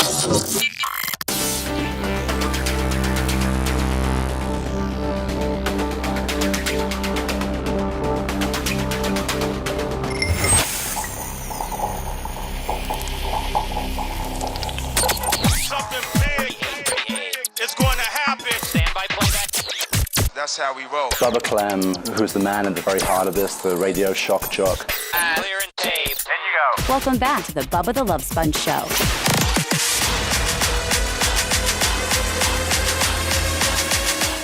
Today's after show will be just me, Seth, and I, and Bubba Army. We need you to really go to our pod. This is the last day of the month, and quite frankly, listen. We're helping others out. You can help us out for free. And go download some podcasts. Spotify, Apple, iTunes, iHeart. Doesn't matter where you get your podcast. Just type in The Bubba Army. And our whole podcasting world will pop up right in front of you. Download a couple episodes and listen. The newest one will be today. It'll just be Seth, me, Rhett, Macho, BSing a little bit. But this is the last day of the month, and we need a big day of downloads. We need a big day. So as much as we're helping others, Bubba Army, help us out a little bit if you could, please. I thought there was 31 days in this month until today. Mm-hmm. So now you're freaking. No, I'm fine. Well, at least you'll validate that we could certainly use a big day on podcasting. Could we not? Yes, but I think we're on the right track. I think the last couple of weeks we've turned it around. Well, today I'm just telling you, we need a big one. We need a big one. And we're going to give you an uncensored show today that's only available at podcast. So go, it'll be up by 1 o'clock or so, and go get it if you could. Appreciate you. Our guy here. All right, so this is the Tom Brady, Baker Mayfield kind of back and forthness. And I kind of like the fact that they addressed it on the air. I mean, it seemed like it was only a matter of time. It was one of those quotes that got a little blown out of proportion. But, they definitely let Brady tackle it head on. Yeah, I mean, cool they could have said, hey, listen, let's not really, rock the boat here. Let's just keep. And by the way, can you not tell how much better Tom's getting? I haven't heard it, but I tell you what, the crowd popped when they announced him. I mean, it popped, and he started getting a little misty-eyed. Seth, have you watch football? Do you think? I think he's gotten better. I believe yesterday was the first game that I've had him for. Maybe I've heard him on Red Zone because I had the Bucs game on. Right. And I had the Bears game on my computer, so I was just listening. But he sounded fine. I mean, he sounded like he's been doing this for 5-10 years. Sounds like he's doing a little more research. He just he's listen. I'm going to tell you, he's as good as Romo. He's going to get better. He's the kind of guy that studies for it, and he gets better with time. When he puts time in, and it's been a couple of years, he's going to be amazing. He's going to be good. I don't know if he'll do it for 10 years. No, he won't do it for 10, but he's why not? Well, because he's a young man. Something bigger. He'll get bored with it. You think he'll own a team maybe or something? Yes. I think that's what he'll do. Yeah. I mean, right now, him owning 10% of the Raiders, they try to it's a little bit of a conflict. I think he'll be. I believe, and I'm not sure if he wants to do this or not, but I see him in like a president of a team role. I don't kind think of like a John Lynch. Yeah. I'm not sure he'd be a GM. I don't know if he'd be the day-to-day like trades and all that stuff because that's a pretty rigorous job. But I think maybe just like the president of football operations, I could see Brady doing. I very much so. The face of it. Yes. Our guy here. What a face They wanted me to come in, be myself, bring the joy back to football for guys who weren't having as much fun. So that's Baker Mayfield's quote. Yeah, that's after they lost for 2 years. Kind of taking a little bit of a shot at Brady by saying that guys were either nervous or Brady brought a certain amount of tension or whatever. We call it expectations. Go ahead. maybe that's what he was referring to a little bit, but let's be honest. That 2022 season for the Bucs, was that fun? No. When they went 8-9 and then they got ran through by Dallas in the wild card round. Tom Brady went through a very public divorce. There was a lot of drama surrounding it. It was a painful season. He'd never lost or never won fewer than 10 games, Bubba, in any season I understand, ever. That but was his first one. Brady's being. I mean, I'm sorry, Baker's being for real here. Well, it looks like that's what the Bucs told him. I mean, Baker wasn't there when Brady was there, so I mean, a lot of the players were still the same. It was still the same coaching staff majority. So I think that's something that they told Baker. And, I mean, Baker did bring some fun, but I'm glad to let Brady talk about it. Made this environment for me very stressful up here in the booth, so I understand where he's coming from. Do you feel it? No. Feel the stress? No.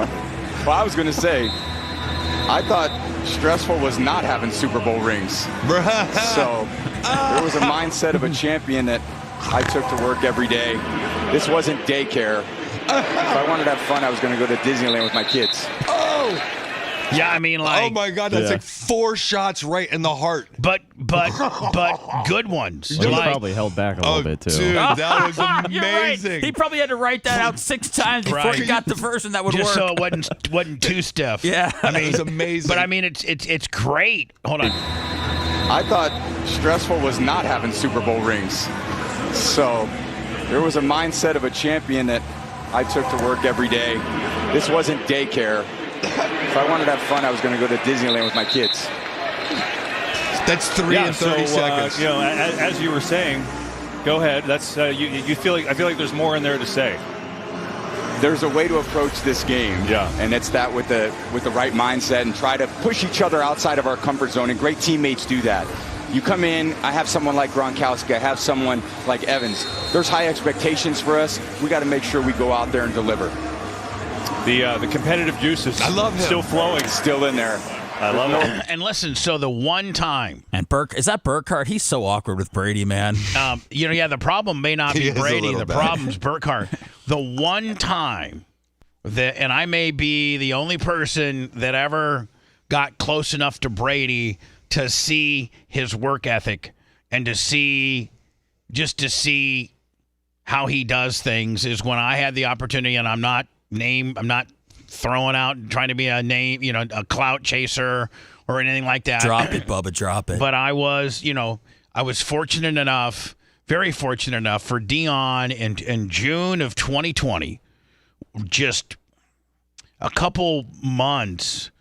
I think he signed like in April of 2020. And in June of 2020, Dion at that time was just a high school football coach. Yep. Peak of COVID. And he gets a hold of Brady, and Brady, listen, they can't have any organized practices. This is the peak. This is the very, very, very beginning, but also the very, very, very much very start of a lockdown in COVID. Mm-hmm. And so Dion comes, he first goes over to West Palm Beach, and he signs Shador with Willie Taggart. And is it Florida International? There's Florida Atlantic. And Florida Atlantic, I think it was. Florida Atlantic. So he signs a letter of intent with Florida Atlantic. They're the Owls, correct? Yeah. All right. So he signs Shador, and Shador had other offers from bigger Power 5 schools, but they couldn't guarantee him that he was going to be the starter at Florida State or, in any other of the big Texas and other big schools. But Willie Taggart and the relationship he had with Dion and it being a smaller school, he promised Dion that Shador would be the starter. So in June of 2020, they go over there. Dion calls me on Friday morning and said, "Sponge, we're going to be in Tampa. What's that? Harbor Island." He was staying at the Westin at Harbor Island. He goes, "Me and Shador are in Tampa. I thought maybe we'd go out to dinner." So I called Jeff Girigante, and I said, "Jeff, can I get a tape?" This is when Forbici was the spot. It still is the spot. But this is when it was really the spot. It's when Jeff got the mayor to open up Hyde Park and do outside dining. It was one of the first places in the whole nation. So, yeah, Forbici was the thing. So I go, Dion, I'll get the reservations. I'll come pick you and Shador up in my truck 7 o'clock. So we go, have dinner at Forbici. Great time, great food. I drop him back off. It's Saturday. And this is when I'm moving out of Odessa and into my apartment over here, okay? And so I have a Saturday move planned with Colton and Lummy. I rented a truck and the Nash brother. It's like I got a full-blown Get Fresh party, scheduled. But Dion says, Sponge, Tom Brady is going to be doing like a little instructional deal with Shador tomorrow, working on his skills. I'm not inviting anybody, but you want to come? I'm like, well, hold on. I can get a hold of Lummy and Colton, and they can do a lot of this themselves, poor little things, because how many other opportunities am I ever going to have? Now, this is when Tom Brady was, he had just committed to Tampa, hadn't won a Super Bowl yet, but everybody was just going insane. Yeah, and Shador was just a prospect. He was just a kid. Yeah, he was he was committed to Willie Taggart. He's just a kid. At Florida Atlanta. So I'm like, I get a hold of Lummy and Colton. I'm like, listen, guys, and we did the practice at Tampa Berkeley over there off of Memorial. You know where that's at, right, Jay? Yeah, the high school. Yeah. So that's where we go. So Dion tells me to meet him at 9 o'clock. Now, this is... In the morning? Yes. For you? Yes. Oh, my goodness. No, hold on. But this is off-season, first of all. It's off-season. It's a Saturday. And it's it's... That's sleepy time for you. But no, it's for everybody. I know, especially for you, though. 9 o'clock, so I'm like, 9 o'clock? He goes, yeah. So I get there. They hold me at the gate because they know Tom Brady's coming. And they got everything locked down. And I'm like, I have to sit there at the gate until Dion, I'm about 10 minutes early because I'm never late. And Dion pulls up and they say, hey, the guy knew me. The guy at the gate knew me. I'm like, listen, he goes, I know who you are. I said, so how would I know about this practice if I wasn't invited? He goes, Bubba, listen, I know that you're probably supposed to be here, but I'm not going to let you go back there until Dion comes and, vouches for you. So I'm like, okay, I got it. So I had to stay there, parked in a little side parking lot for 5 minutes. Next thing you know, the guy kind of, says, all right, go ahead. So I followed Dion. And him and Shador, that's it. And one of his little video guys get out, and I get out. Next thing you know, here comes a black Raptor. And it's Tom, his trainer Alex, and a dog. And Dion goes, Tom, this is my friend Bubba. And I go, hey, Tom, nice to meet you. And he goes, nice to meet you. And I go, I'm the Bubba from the Howard Stern show. And he goes, oh, I'm familiar. That's all he said. That's all he said. That's all he said. What do you think? Did you take that as positive or negative? And then Dion goes, Sponge, quit trying to work him. And so that's what Dion says to me. So at that point, I don't know what I'm supposed to be doing because I want to whip out my phone and start getting some footage and stuff. But, I don't feel like... So Tom takes Shador out to the middle of the field and they start stretching a little bit.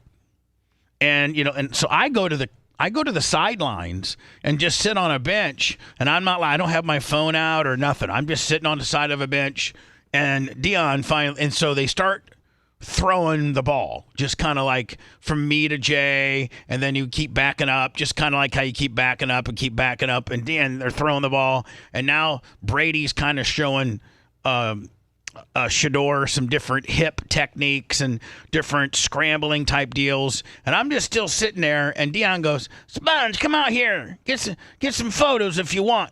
So I'm like, okay. That's how I was able to. I never heard that part. People that are familiar with the footage. I mean, like you've seen it, Seth. I was standing right behind Brady. While he was doing dropbacks. Oh yeah. I was literally from here to Seth from Brady. I thought you just busted your phone out. I didn't know that he invited you to do that. They told me to do that. That's cool. So I'm watching this, and for 2 hours, Tom Brady is, I'm talking about sweating, running hard. They're doing sprints. He's showing Shador different techniques on sprints and side type of the motions, lateral work, and throwing off the front foot and doing all this kind of stuff. And they go out there and bust ass for an hour and 40 minutes, and then afterwards take off their shoulder pads and helmets and start doing like 10 and 15-yard sprints. Now I'm thinking, hold on, this is the greatest of all time quarterback, best ever. Hands down, at that time a 6-time Super Bowl champion on a Saturday, and at that time, Jay, he was living at Jeter's house. Yep. That's when he first got here. Yep. And I'm like, he's out here busting ass, running hard, like it is literally he's in a fight for his job. Jane Castor shut down the Bucs facility. They had to go find alternative routes. They were going to arrest him on Davis Island for throwing in the park. You remember that? Yeah. Come on, that was ridiculous. So then he's going back and forth, and and I'm just going to go ahead and say the names now. I'm just going to go ahead and put, now that he's not in the league, and I've never mentioned this. So he gets done with Shador, and he sits down, and they're kind of and he, first of all, Shador didn't know that Tom, and here's something that people don't know. Tom's like, first of all, you need to take 6 to 10 balls and really, really rub them down with, various type of stickum stuff, like various, just to wear a ball, kind of like the different oils you might use to break in a ball, to break in your mitt. He goes, you need to practice with those balls all week, and then those are your game balls, because you never want to play with a brand new ball. Interesting. And so I did not know that. The opposite of pitching. Yeah. So you want to play with the ball that you've been practicing with all week, because it's easier to throw. It's broke in. He didn't talk about deflation. and then he says this. He says this to Shador. He says, don't be like, and he says 2 people, and I'm just going to say it now, and he must not like these 2 people. He goes, don't be like Aaron Rodgers and Ben Roethlisberger. Don't be like Aaron Rodgers and Ben Roethlisberger and throw your teammates under the bus. He says, when you go 20 for 24 for 400 yards and 4 TDs and 0 picks, everybody knows the stats. Everybody knows how good you are. You don't have to remind them. But when you throw that pick 6 because your tight end tipped the ball and it's clearly not your fault, take the blame yourself. Don't ever throw your team underneath the bus. Always take the blame. People know. They can read the stat line. They know. So never throw your teammates under the bus, good or bad. Brady never got mad at anyone more than himself. And so so he was so intense during this practice with a high schooler that I can see how intense he probably was when he was with Mike Evans and Godwin and the locker room changed, Bubba. My father said he'd never seen one human being change a locker room themselves. He changed the defensive line. He changed the special teams. Everyone played, like he said, at a level of expectation of, we're going to win. If we don't get a Super Bowl, you're a loser. Sorry that's the way that his expectations were. I love Baker Mayfield, and this is interesting. This is not his quote. This is supposedly a quote from the Bucs. Sounded like a Kamala Harris quote. Let's bring the joy back to football. Come on, that's BS. Let's bring the winning back to football. I think it's the biggest clickbait ever. Well, I think Brady handled it brilliantly. Slammed I think there's him. a certain amount of expectation. When Tom Brady walks onto the field or practice field or meeting room or bus or plane, there's just a certain amount of level of intensity and winning that you expect. And if you can't match that intensity, then he's probably gonna call you out on it. But you know what? If you think about the quote, he didn't say anything other than himself. He didn't blow out the Buccaneer administration. He didn't blow out Baker. He said, in my locker room, this is what we expect. You know what I mean? It was different. It was about him. Like you just said, when you give an interview, don't blame others. He said, this is my expectations. Rhett, what does this do for the collegiate standings? Georgia 2, Alabama 4, both undefeated in a shootout Saturday night. Here is the winning unbelievable catch. Alabama, if you'd call it an upset, Alabama over Georgia. Yeah. This kid's 17. Yeah. My kid just got accepted to Alabama. This quarter, really? No, Yeah, Trey the got receiver accepted. who made the play, Bubba, is 17. So a true freshman? Yeah. Wow. He's He's been making plays like this all year. It's unbelievable. This game, he's got to have it right now. And they take a Look at this downfield shot. And the catch. Not only that, but watch, where did he catch it, on the 40? I don't know, man. Unbelievable play. That's crazy. There's the 50. So hold on. He catches it on the 46-yard line, right? Yes. So, I mean, by most people's standards, Rhett, you're going to get tackled. Well, he should have gone out of. I mean, he gone out of bounds. I mean, with where he caught that. He's at the 46. Look at his feet, Bubba. He kept both feet in bounds. And then he gives these two guys a good. He changed the picture. His main picture on Instagram now is him doing that. Is Michael Vick holding a dog. What? Because he's showing that he beat the dogs.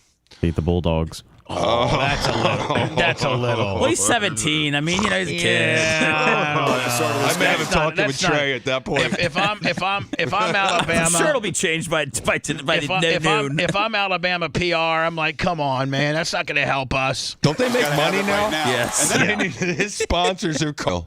See, that's what Trump's doing right, man, is he's going to things like this. Hopefully he's in North Carolina, South Carolina, Eastern Tennessee, Georgia.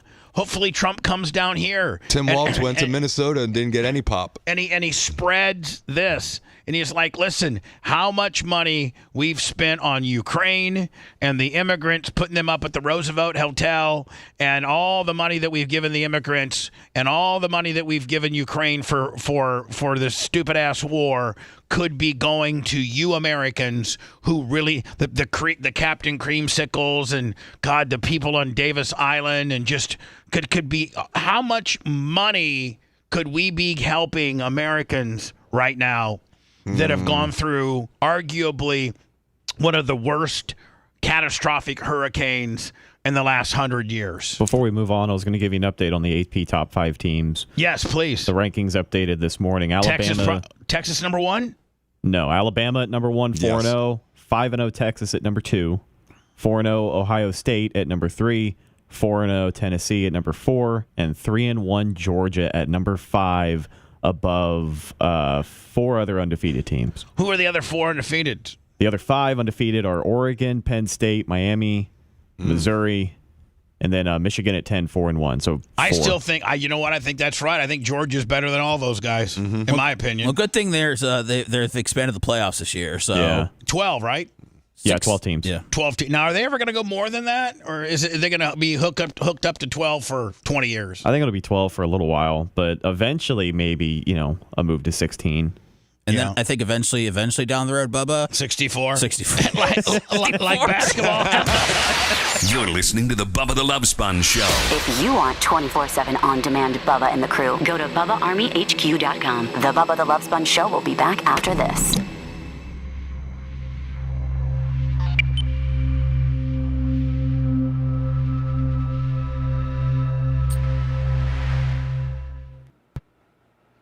That bowl debacle for the FSU Seminoles is what fucked that program. I think they're 0-4. They haven't won a game since that decision.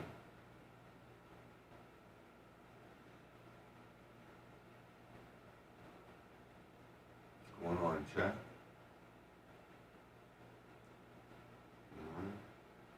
Gruber Lips.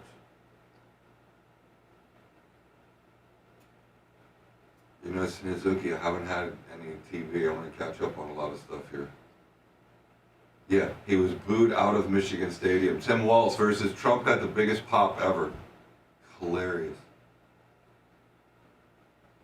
They won a game. Oh, they did?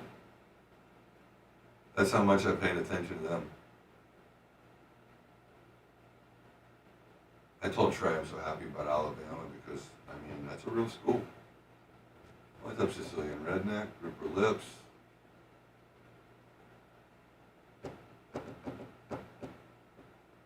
They've arguably got the best collegiate life, the best football life, some of the most beautiful women. I don't know why he wouldn't consider it. We'll see. Well, I'll be going to Alabama in a fucking minute. Well, he's got there. Tennessee's on his list. He applied. Auburn. I mean, he wants to basically go to all the fun SEC schools. Well, I guess they're not all SEC, but all in that area. What's up, Pops? How you doing? Double XL. Thank you. Appreciate it. Feel blessed. Thank you, Gripper Lips. Aaron Rodgers threw his offensive line under the bus yesterday. Yeah, he's always been like that. Brady He's a was locker right. room buster. This was the first time I've ever mentioned names, but Brady said those two names to Shador. He called out those two. Tim Anglin. Well, you know, it makes sense, though. Think about, like, when Brett Favre was on his way out, how bad Rodgers was. I was like, what a dick. This episode of today's iconic moment in U.S. sports history is presented What up, buddy? by Tri-State. I hope that's what it is. What's up, the real Riz? Yes, good morning. Deep left field. Dave Wolfgang. I'm not sure yet, Dan. I'm waiting for the checks from the insurance company, but probably a similar thing, maybe another M3 or something. He took a good hit. He got in an accident once. It wasn't his fault, and he was safe, so I want to get some safe.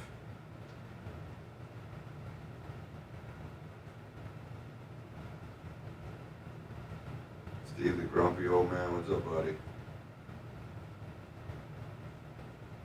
Paul Rogers, I know, buddy. Can you believe it? That just screwed. I mean, if they'd gotten in that bowl game, I think they would have won a national championship, but they'd still be winners.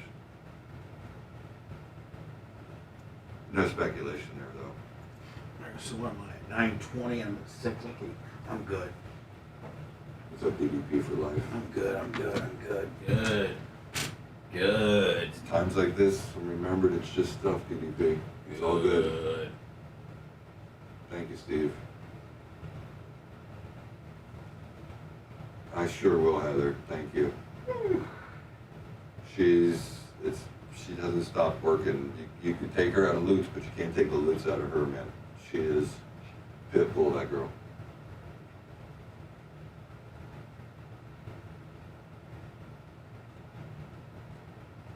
What's up, Paul Rogers? How you doing, buddy?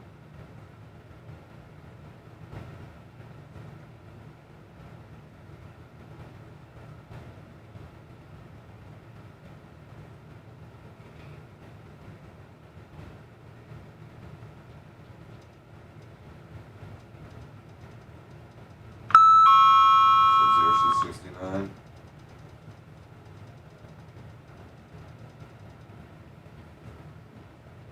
It's almost 9:30. I guess GR unless you're in Central though.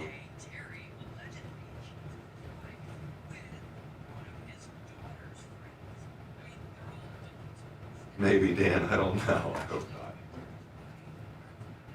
Thank you, Tim. For those of us that are FSU fans, Dan, that's our fantasy. Because if we'd won that, the program was still kicking ass. The Brian Gilson, good morning, buddy.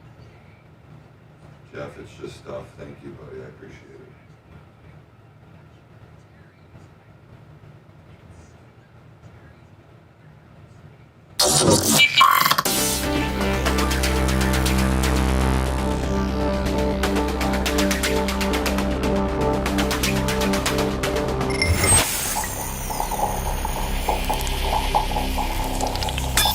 The Bubba the Love Sponge Show, listener supported via PayPal, Venmo, and Cash App, all at the Bubba Army. Now returns.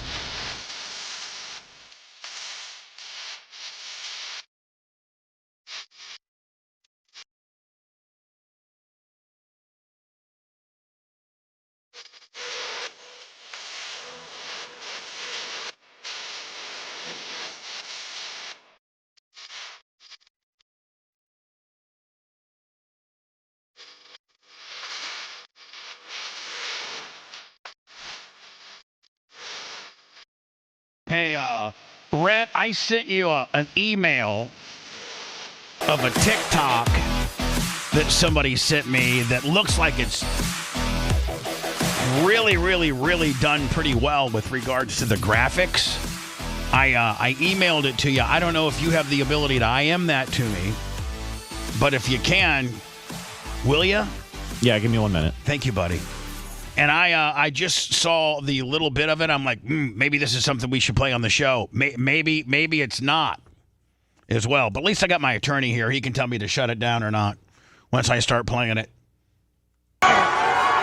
Oh, Jay, did you hear the show earlier when I was talking about when I had the Nick Denton stuff on? I did not hear it. You were part of me not testifying at the Hogan trial, remember? I do remember that. And Nick Denton was flipping out, and the fact that because I didn't testify, it blew their case, and and so forth and so on. Here, this is it right here. And I think it starts at what's it thing? I think I forget where. Let me see. It starts right here. Hold on. Macho Man just sent you that link. It's in your messenger. Oh, he did? Yeah. All right. Thank you. Isn't it incredible? This is all topical right now at the exact moment when it needs to be. Who would have said, you say, that Hogan knew he... Here we go. And I was just telling... Well, that's a lie. I was just telling people that I was with Steve as Steve called the FBI and was talking to the FBI about these trolls and the extreme levels these trolls were going to screw with him because he was one of my personal attorneys. Right. And we had summoned the FBI. The Half Cat episode. Right.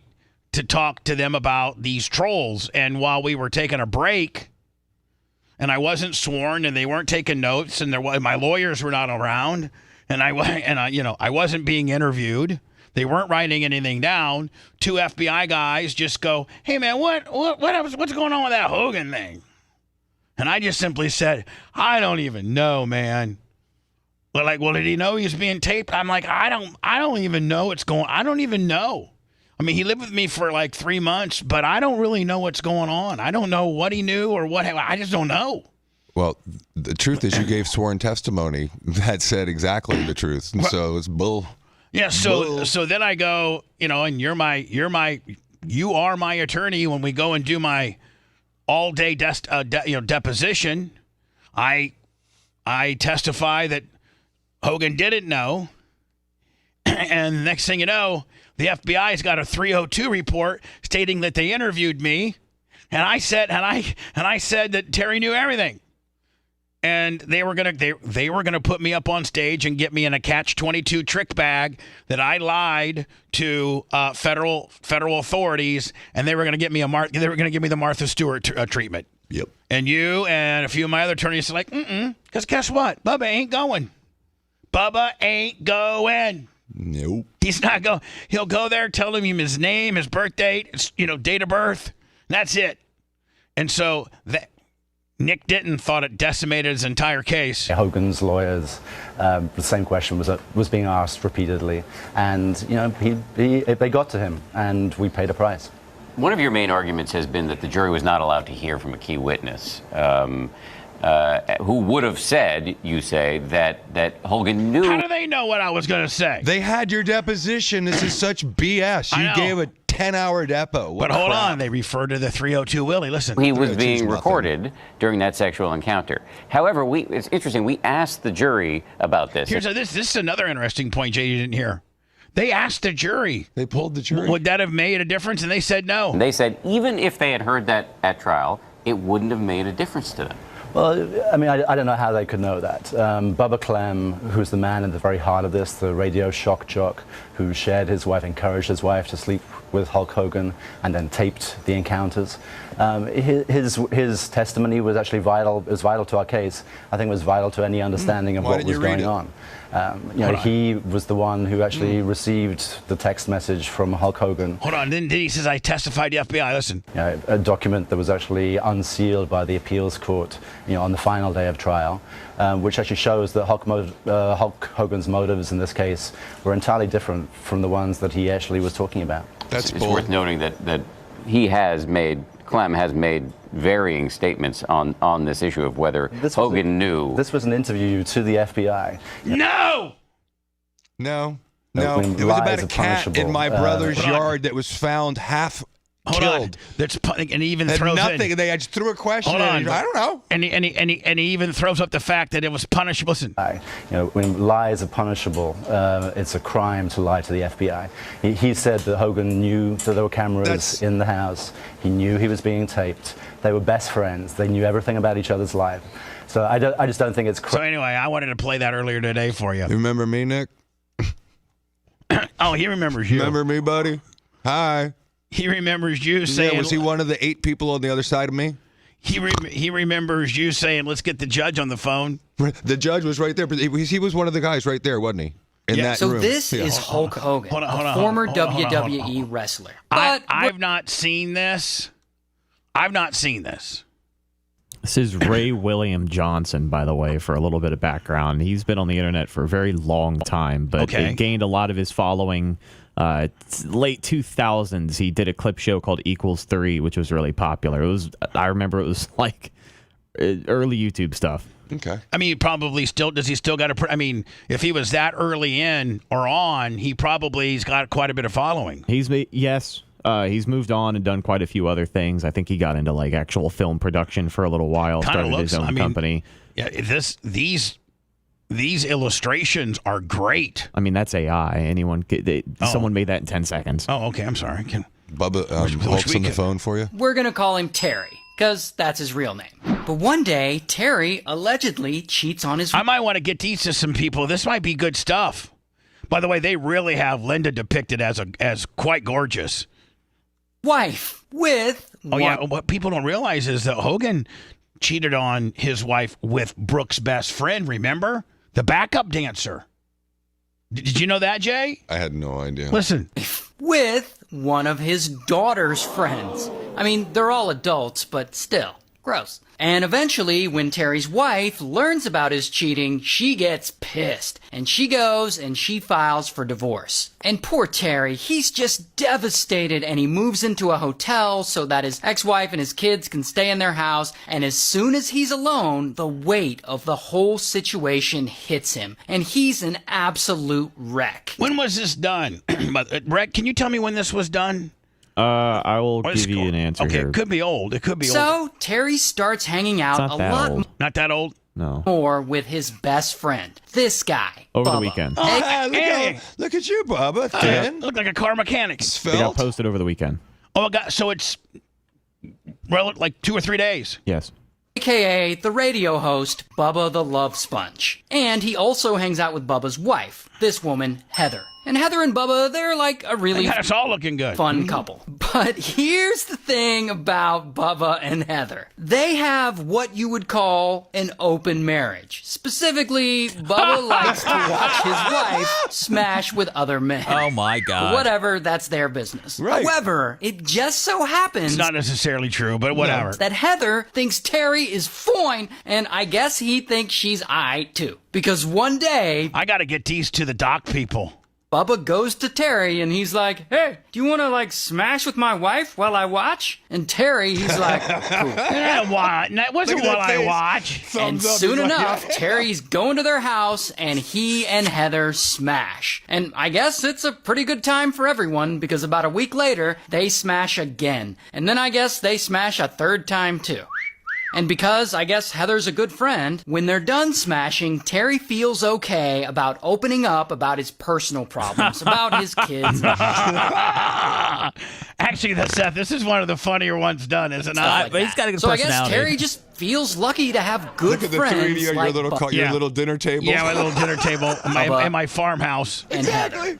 Until 5 years later, suddenly, bam, a website called The Dirty, they post some images online of Terry and Heather smashing. Those images are actually screenshots. It's going to be interesting to see who he puts this on, right? Mm-hmm. Like, who he puts it on. That's from a video of Terry and Heather smashing. And Terry finds out about this and he's like, a video? We smashed, but we didn't film it. How was there a video? Oh, but there was a video. there were several videos. Because 5 years before, Bubba had secretly set up a camera in the bedroom to record Terry and Heather smashing without Terry's consent. And Bubba put that footage on a DVD. So now there's a DVD of them smashing. Then someone, they believe it was an ex-employee of Bubba's, someone steals this DVD from Bubba and was trying to sell it to some internet gossip website. Just say his name. That's how Just say his Dirty name. got the screenshots. Do you notice how they never? No. They never say his name. Even though there's documents and there's valid Tampa This guy read your depo.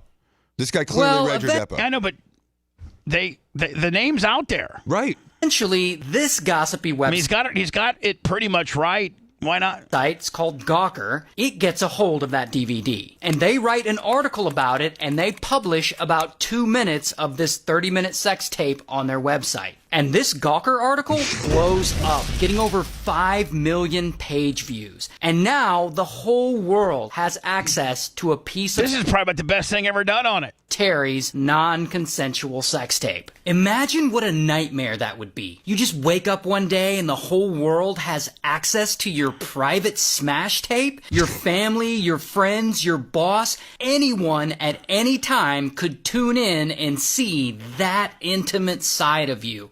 Ugh. And of course, poor Terry, he's shocked and he's hurt and he had no idea that his friends were secretly filming him. And of course, he feels violated. He has every right to feel that way. So he goes and he gets a lawyer. And this lawyer reaches out to Gawker and they ask them to take the video down. And Gawker, they're like, nah, bro. And this is a huge mistake, because keep in mind, throughout this whole story, Gawker could have just taken it down and this dispute may have gone away. But that's not what they do. They leave the video up, and they argue that Hulk Hogan's a public figure, and that his sex tape is actually newsworthy, and therefore publishing the tape on their website is protected by the First Amendment. While Terry, on the other hand, I like the illustrations. I do too. Very well done.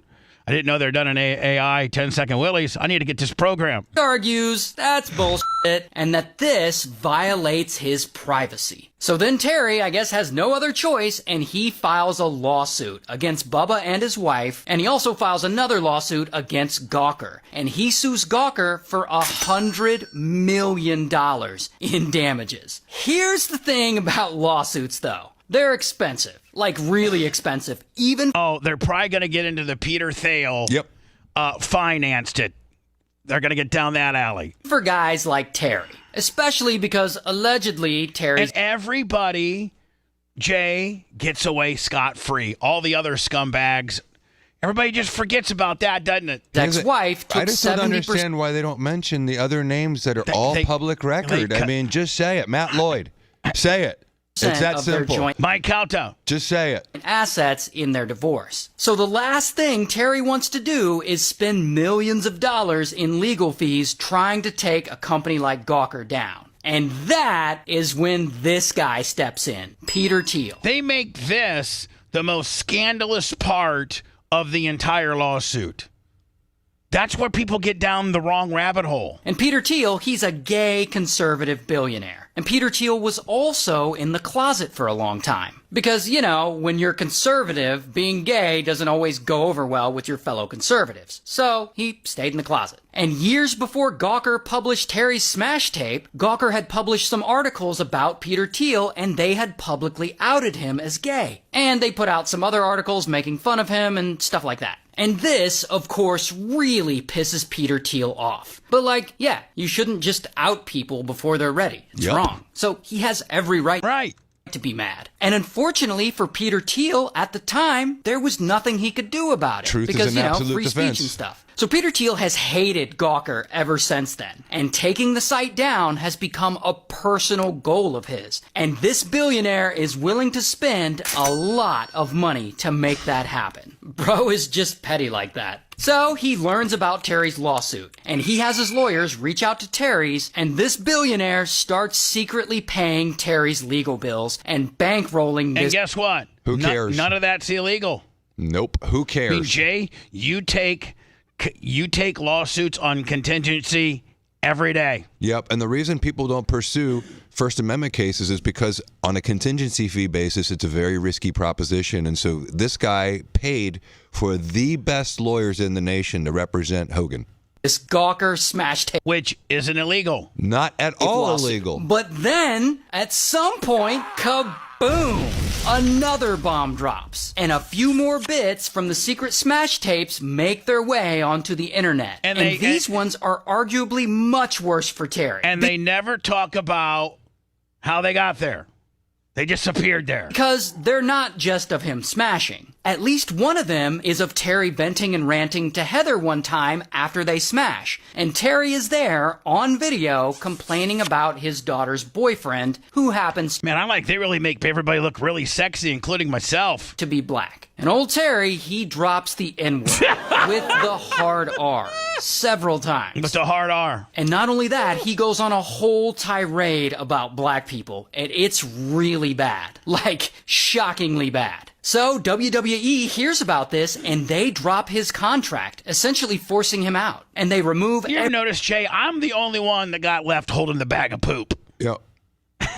It's just unbelievable. And I needed to hold a certain amount of the poop. Hey, Bubba, have you ever heard Hogan say the N-word? Objection, Your Honor. We're not letting him answer that question. Everything about him know, from their WWE. No. We had no website. idea what was on that tape. No, I never seen that tape. Nope. I wish I did. Nope. And he ultimately gets booted from the Wrestling Hall of Fame. And Terry has to go out and do an interview and publicly apologize, and it's all embarrassing for him. Are you a racist? No, I'm not. I'm not a racist. I never should have said what I said. It was wrong.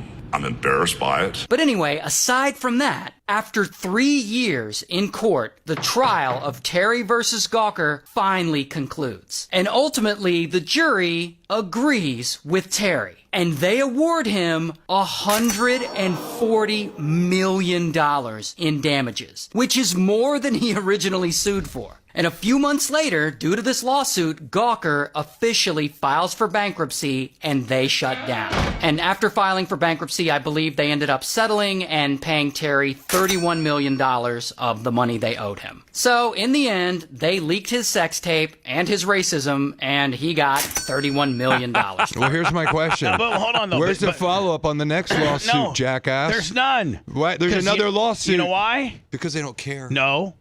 Because it's settled. Because it's settled, and but nobody... the story should be Terry Bollea versus... Who was it? Cox. And? Buchwald. Who? Kauta. Who else? Lloyd. There you go. Burbridge. Okay. Who are those people? It's settled. Who are those people? The ones involved in... The settlers. I mean, it's just so offensive. It's settlers. As good as that was. It's great. It's half the story. It is. Where's the rest of the story? Where did he make up the rest of that $140 million? It's coming. The rest of the story's coming, my friend. But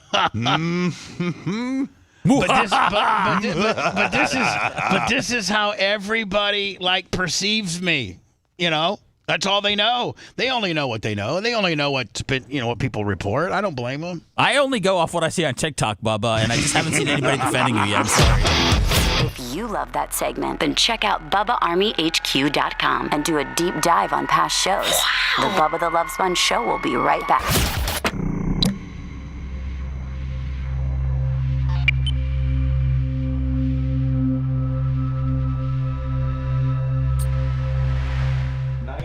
Wrong. I swear to God, I'll meet people still. Went to Mexico, and 2 of the guys are from Orlando, and they have this story so fucking backwards. I said, no one knows the truth.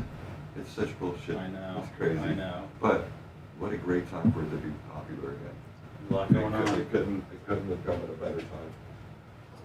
Well, it's pretty popular again for being this schism. I mean, the whole circle around, the whole deal. It's been unbelievable.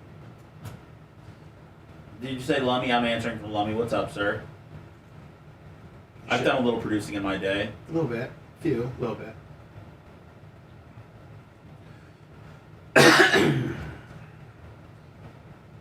We got to do the fire extinguisher thing. It'd be a great man and Seth. Well, I'll get one that I can sacrifice, but that's not one. That one just got tagged and renewed. No, I know. I don't want to, disrupt any tagged or renewed ones. I just think it'd be really cool watching us put out fires. Like, I think that's the kind of content people want. What's up, boss? Well, most real men have done that. Yeah, well, that's why it's a part of a manning up series, Bubba. You know, we've had a gap in between me manning up. So, you know, if you still care about me as a man, then we should probably do it. What up, Ashley? Thank you. I think it'd be great shit. What do I know? What's up, Berto? Say my name when no one is around you. Say, baby, I love you if you ain't running game. Say my name, say my name.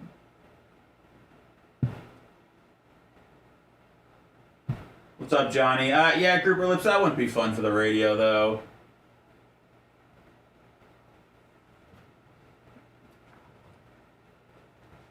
I want to do on-the-job training. I want to do fire extinguisher work. Quick on the draw.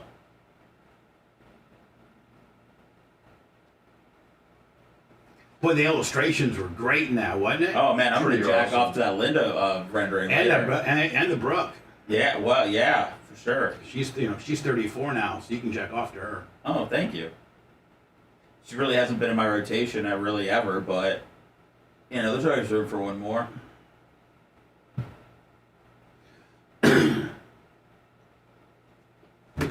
Someone said we've already seen the best of Jalen Hurts.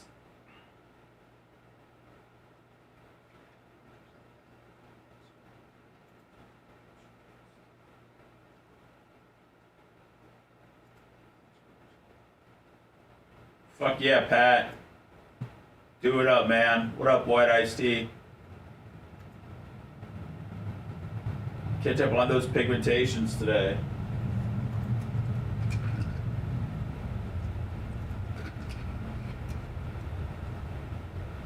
My wife just found a fish in my garage under the stairs dead. Oh, Jesus.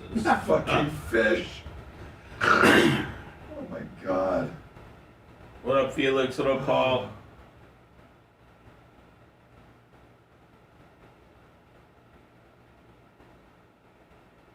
What up, Buck? I never wrote off the Ravens. I've just written off Mark Andrews as a viable pass-catching tight end. It's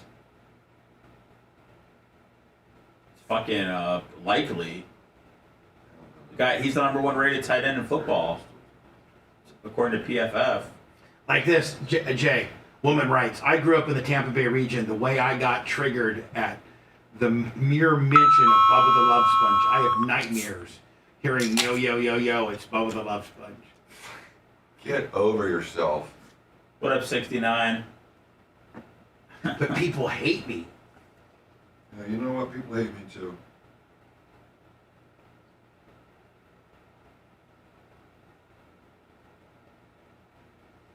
Bill's got to upgrade at receiver, man. I don't know if Khalil Shakir is enough for them.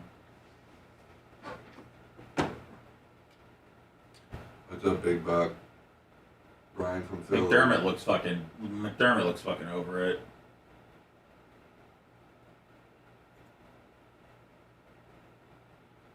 And somebody from Florida, Terry and Bubba are both garbage. I'd like to see that person.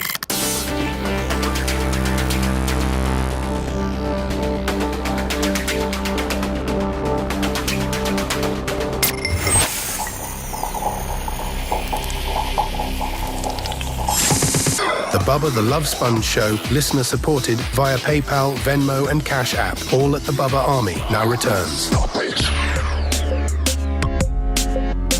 We'll do an after show today. It'll probably only be available via podcast. So go to anywhere you get your podcasting and download it. Type in The Bubba Army, whether it's iHeart, Spotify, iTunes, Google Play. Go download your favorite podcast, or it could be gone soon. What do you mean? There'll be some shuffling of the lineup here shortly. Oh, really? Yeah. You gonna run that by me, or are you just gonna do it? You said I could do whatever I want. Well, no, you can. You can, but, will you at least tell me what you're doing? Yeah, I mean, After the I don't fact. need to. You don't need to get approval from me. Like, I'm not going to say, nah, don't do that and do this. I just want to know what you're doing. Yeah, I'll shoot you an email. Do you want me to send it to your AOL account? Thank you. Do you want that fire extinguisher to be blown off in your face? I kind of do, yeah. Thank you, UK. I got you on. As long as I can get the residuals from the YouTube, I'm good. Trump was at the Alabama game, and this is him throwing out chicken fingers to the crowd. It's just like when he threw out paper towels after the hurricane. Exactly.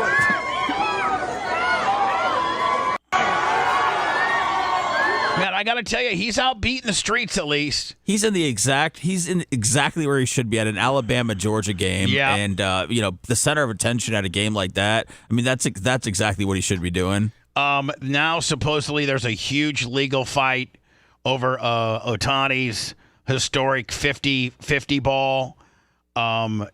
Supposedly, they're saying that there was civil battery amongst the guy who got it. Oh my God! The website is reporting that Max Mattis, an 18-year-old, has filed suit against Golden Auctions, plus another guy named Chris Belinsky, the man who left the stadium in Miami with the ball, as well as Belinsky's friend Kevin Ramirez, who is helping him with the marketing. In the suit, Mattis claims the ball was taken from him via a civil battery and that he should be declared the rightful winner. There's the video. Huh? The Mattis suit says that he successfully grabbed the home run ball in his left hand before a muscular older man proceeded to trap his arm in between his legs and wrangle the 50-50 ball out of Max's left hand. The video of the home run run showed one fan just missing out on the catch, and a scrum below developed in a recess sport lounge, a quasi nightclub under the left field stands. Now, here is the video. All right, green shirt is who we're looking at here, leaning forward. Oh, just out of his reach. And he almost got it on the rebound. You got to dive right there. He's lucky he didn't jump You can't over. short arm it. You got to dive. Now, is that the only video? Oh, here we go. Yeah, the World Baseball Classic. He sees Shohei picked up the save against the United States. He's got it.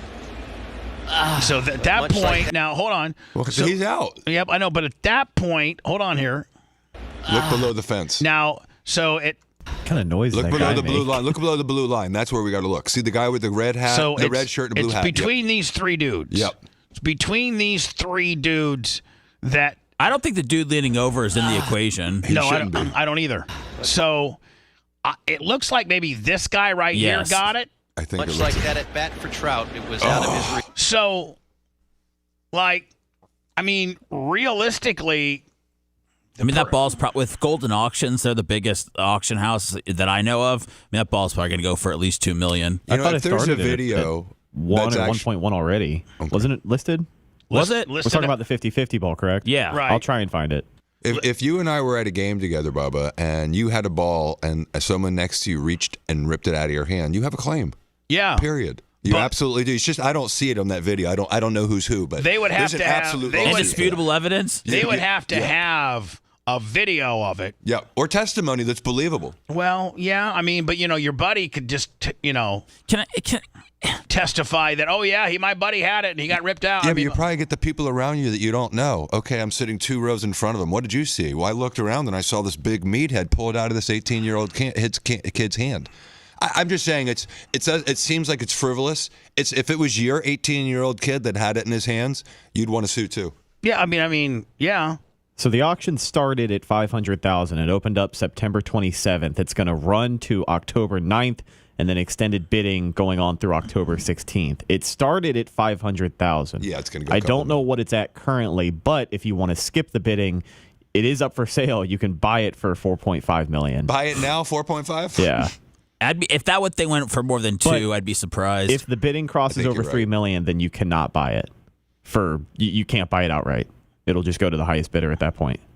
So there's a lot of rules in that. Apparently, yeah. So if it stays below 300, you can buy it. $3 million. $3 million. If it stays below $3 million, you can buy it via auction. You can buy it for, if it stays below $3 million on auction, you can buy it outright for $4.5 million, right, without having to bet on it or place a bid. But if the bidding goes over $3 million, then you cannot buy it outright because $3 million is the highest price ever paid for a baseball. So at $3 million, then it's truly just going to be an auction to the highest bidder. Yes, after $3 million. If it stays below $3 million, then you can buy it outright for $4 or $5. If you wanted to, yeah. Or, someone gets lucky and they win the bid at $2.2 million. But, I mean, this is just a ridiculous amount of money.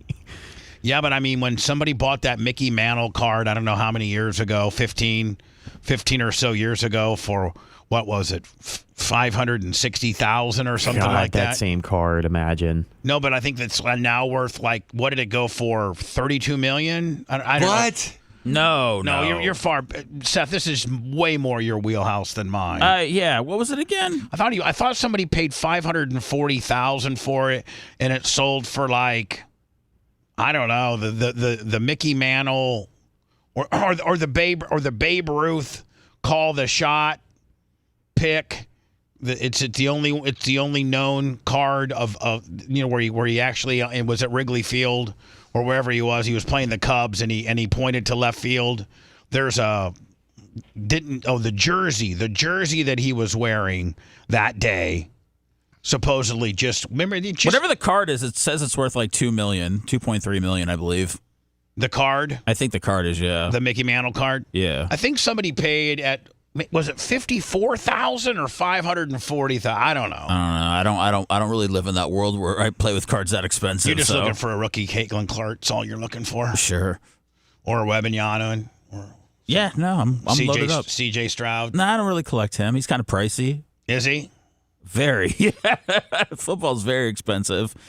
Yeah, during the season it gets bad. Well, we're pretty much done for the day. Seth, what do you say? 30 after? That works for me. Do a little after show. Rhett, Mont, you're invited if you'd like to participate. It'll be available via podcast only. So there you go. We need a big podcasting day today, please. So go and get our podcasts, or go down and get an older Operation Pigmentation or a Clem Kush. We need a big day today. Appreciate y'all. Jay, appreciate y'all. Appreciate you. Thanks for letting me finish. You've been listening to the Bubba the Love Sponge Show, starring me, Bubba the Love Sponge, co-host and show historian, Lummit. I have to say, it's Seth, co-host and president of podcasting, and then you have to do one, Brian. You're making me do one? Well, I mean, you're not in the show. You're not in the final show, are you? The credits? Yeah. No. I mean, don't you want to be? Rhett, the filthy ginger video editor. Yeah, back here wiring up. It's Mini Macho. The BRN agent, Thomas Buttoned Up B. Co-host, Dr. Dan Diaco, Esquire, of Council. Co-host, J. Diaco, Esquire, the Spitting Cobra, of Council. Now, time for the legal disclaimer. Exactly. The Bubba the Love Sponge Show is intended solely for the enjoyment of our listening audience. Any rebroadcast, retransmission, or other use of this show without express written consent of the Bubba Radio Network is prohibited. We must dissuade him of this delusion. Until next time, always remember. I'll repeat hello. I'm back.